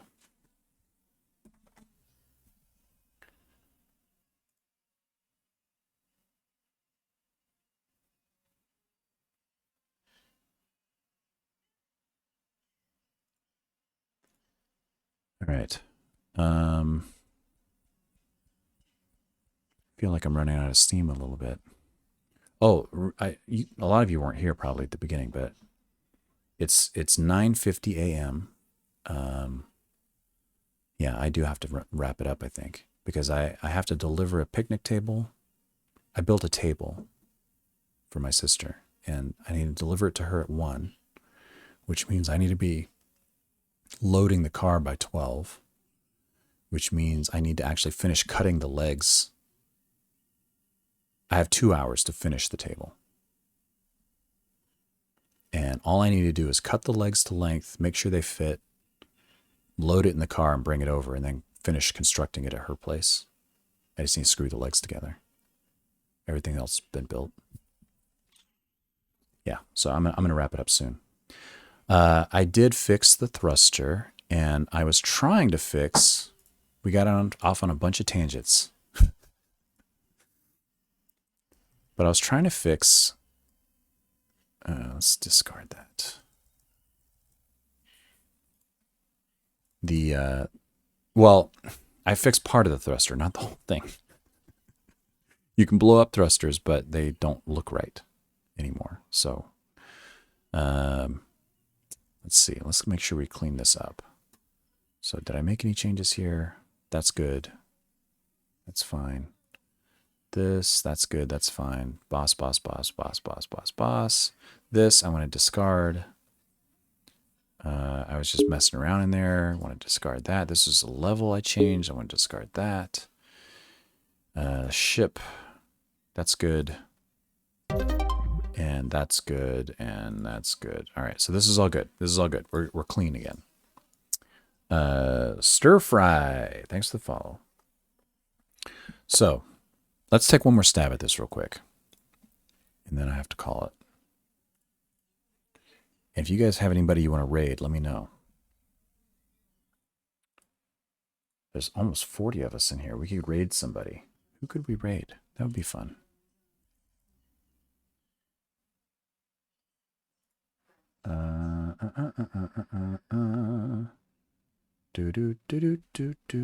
Yeah, let me know if you got any suggestions for that. So, I think, so it chooses a direction, right? When the move timer times out, there's a move timer, and the move timer triggers every 3 seconds. And every 3 seconds, it checks if the player is in the game. If the player's not in the game, it stops. And then half the time, it doesn't do anything. So sometimes when this timer times out, every 3 seconds, boom, boom, boom. But half the time, it just exits. It doesn't change the direction. The other half, it does change a new direction. So at most, it'll change direction every 3 seconds. Sometimes it'll change direction less than that. And it tries to pick a direction. If it's too far from the player, it tries to go towards the player. And if it's not, then it just picks a random direction, right? It picks a random direction, or it tries to pick a direction to the player if it's too far from the player, and then it multiplies it by the speed and it goes. But this, I could say something like, and then later it's doing, let's move this code closer. This code, let's do this. Let's move this here. Oh, wait. That was the chute. Let's move this up here. Okay, so it chooses a direction, and then in the physics process, it actually moves in that direction, right?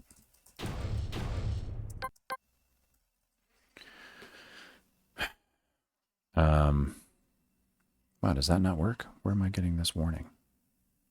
Unreachable code. Unreachable code.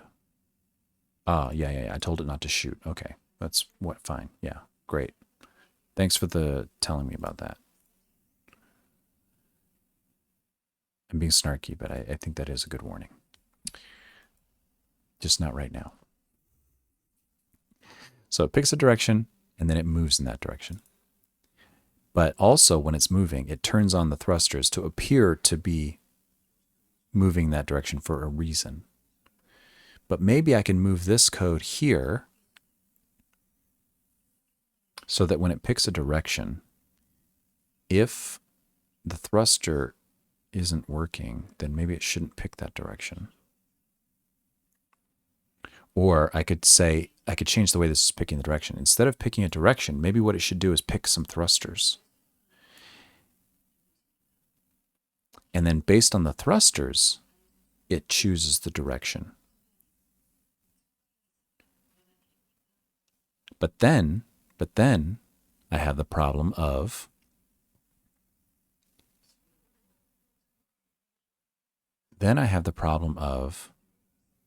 if it goes directly towards the player, I need to turn on certain thrusters. And if certain thrusters are off or broken, it can't move towards the player.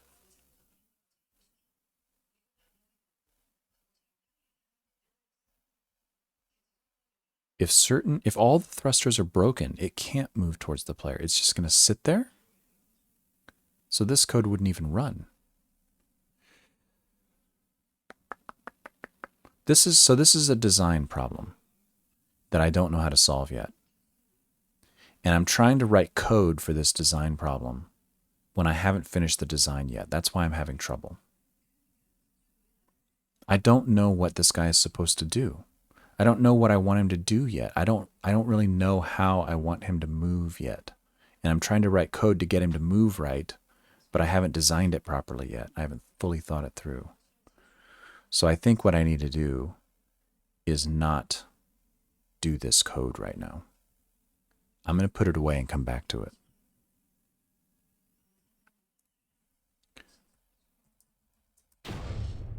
Warning, disappear. All right, you did. Yeah, I'm going to put that code away and think about it some more. So I'm going to commit this stuff. Yep.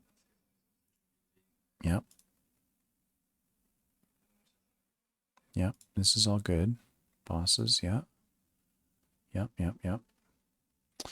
Yeah, let's commit all this. More boss work in progress. Push.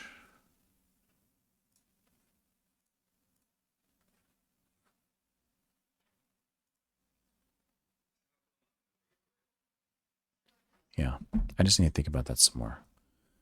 And I think what I'm going to do is I'm just going to let my subconscious work on it. Maybe I'll do some drawing or do some diagrams or something later today, but I think for the most part, I'm just going to let my brain work on it in the background. I'll come up with some ideas in a couple of days, probably. That's always how it works, right? I'll be in the shower and then all of a sudden I'll think about it, or I'll have a dream and it'll solve itself. Because I know this problem's bothering me, and it's going to continue to bother me until it's solved. But I don't need to actively work on it. My subconscious is just going to solve it for me, or it won't.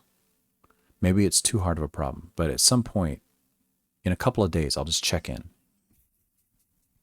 In a couple of days, I'll check in with my brain and ask it if it's got anything yet.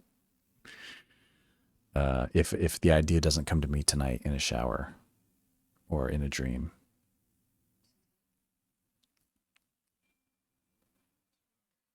Yeah. This is a design problem, not a programming problem. Once I figure out how the guy's supposed to move, the programming will be easy. That UDAR, I am using Ubuntu Linux. I am coding on Ubuntu Linux using Godot Engine.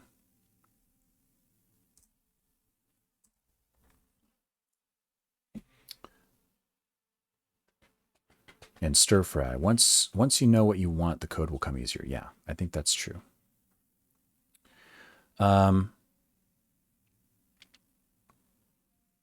Yeah, guys, I think that's it for today. I got to go finish putting a table together for my sister, and then I got to deliver that table. I got the rest of my weekend to do. I might come on stream tomorrow and do a little gaming. I don't know if you guys are interested in seeing that, but I've been playing Hades a lot lately. I've been playing Scourgebringer. I've been picking up Nuclear Throne again. So if you guys want to maybe hang out and talk game design while I play video games, I might do that tomorrow. If you want to be notified for that, subscribe, bell, you know how that works. Hey, thank you for the follow, Bigwig. And see, Bigwig knows how to do it. You follow, you subscribe, you get the bell notification, and then the next time I'm on, Twitch will tell you. Yolan TV, now following, see? And everybody else who followed me today, thank you. You're doing it right. If you didn't follow me, that's fine. I get it. I don't follow everybody either. It's fine. No, I don't take it personal. There's too much stuff. I'm in 50 Discords and I only look at 2 of them. So I get it. I will be back Monday, Wednesday, Friday for sure. I stream every Monday, Wednesday, Friday mornings. I'm in Pacific time, California. So that's GMT -7, I think, right now. GMT -8, GMT -7. I don't know. It's a terrible time zone. Although it's working for, like, when I stream in the morning, it works for Europe, I think, for most of Europe. It works for the East Coast. For the West Coast, it's not so great, but whatever. Yeah, UTC -8. Thank you. So Monday morning, my time, 6 to 8-ish, Monday, Wednesday, Friday, which is 2 to 4 UTC. And then I'm back again on Saturdays for a longer stream, like we did today. And again, thank you everybody for joining. Thank you for showing up and helping me do this. I really appreciate it. If you haven't heard of GravityAce.com, please go to GravityAce.com. Check it out. Click the link. If you're interested in buying it, wishlist the game. It is in early access right now, and it will be a full release soon, but you can buy it now. The game is fully playable. The whole first campaign is in there, and it's a lot of fun, I think. And yeah, in the meantime, tell all your friends, follow, do all the stuff. And I'll see you guys back again, maybe tomorrow, but definitely Monday. And until then, adios, everybody. Thanks for dropping in today.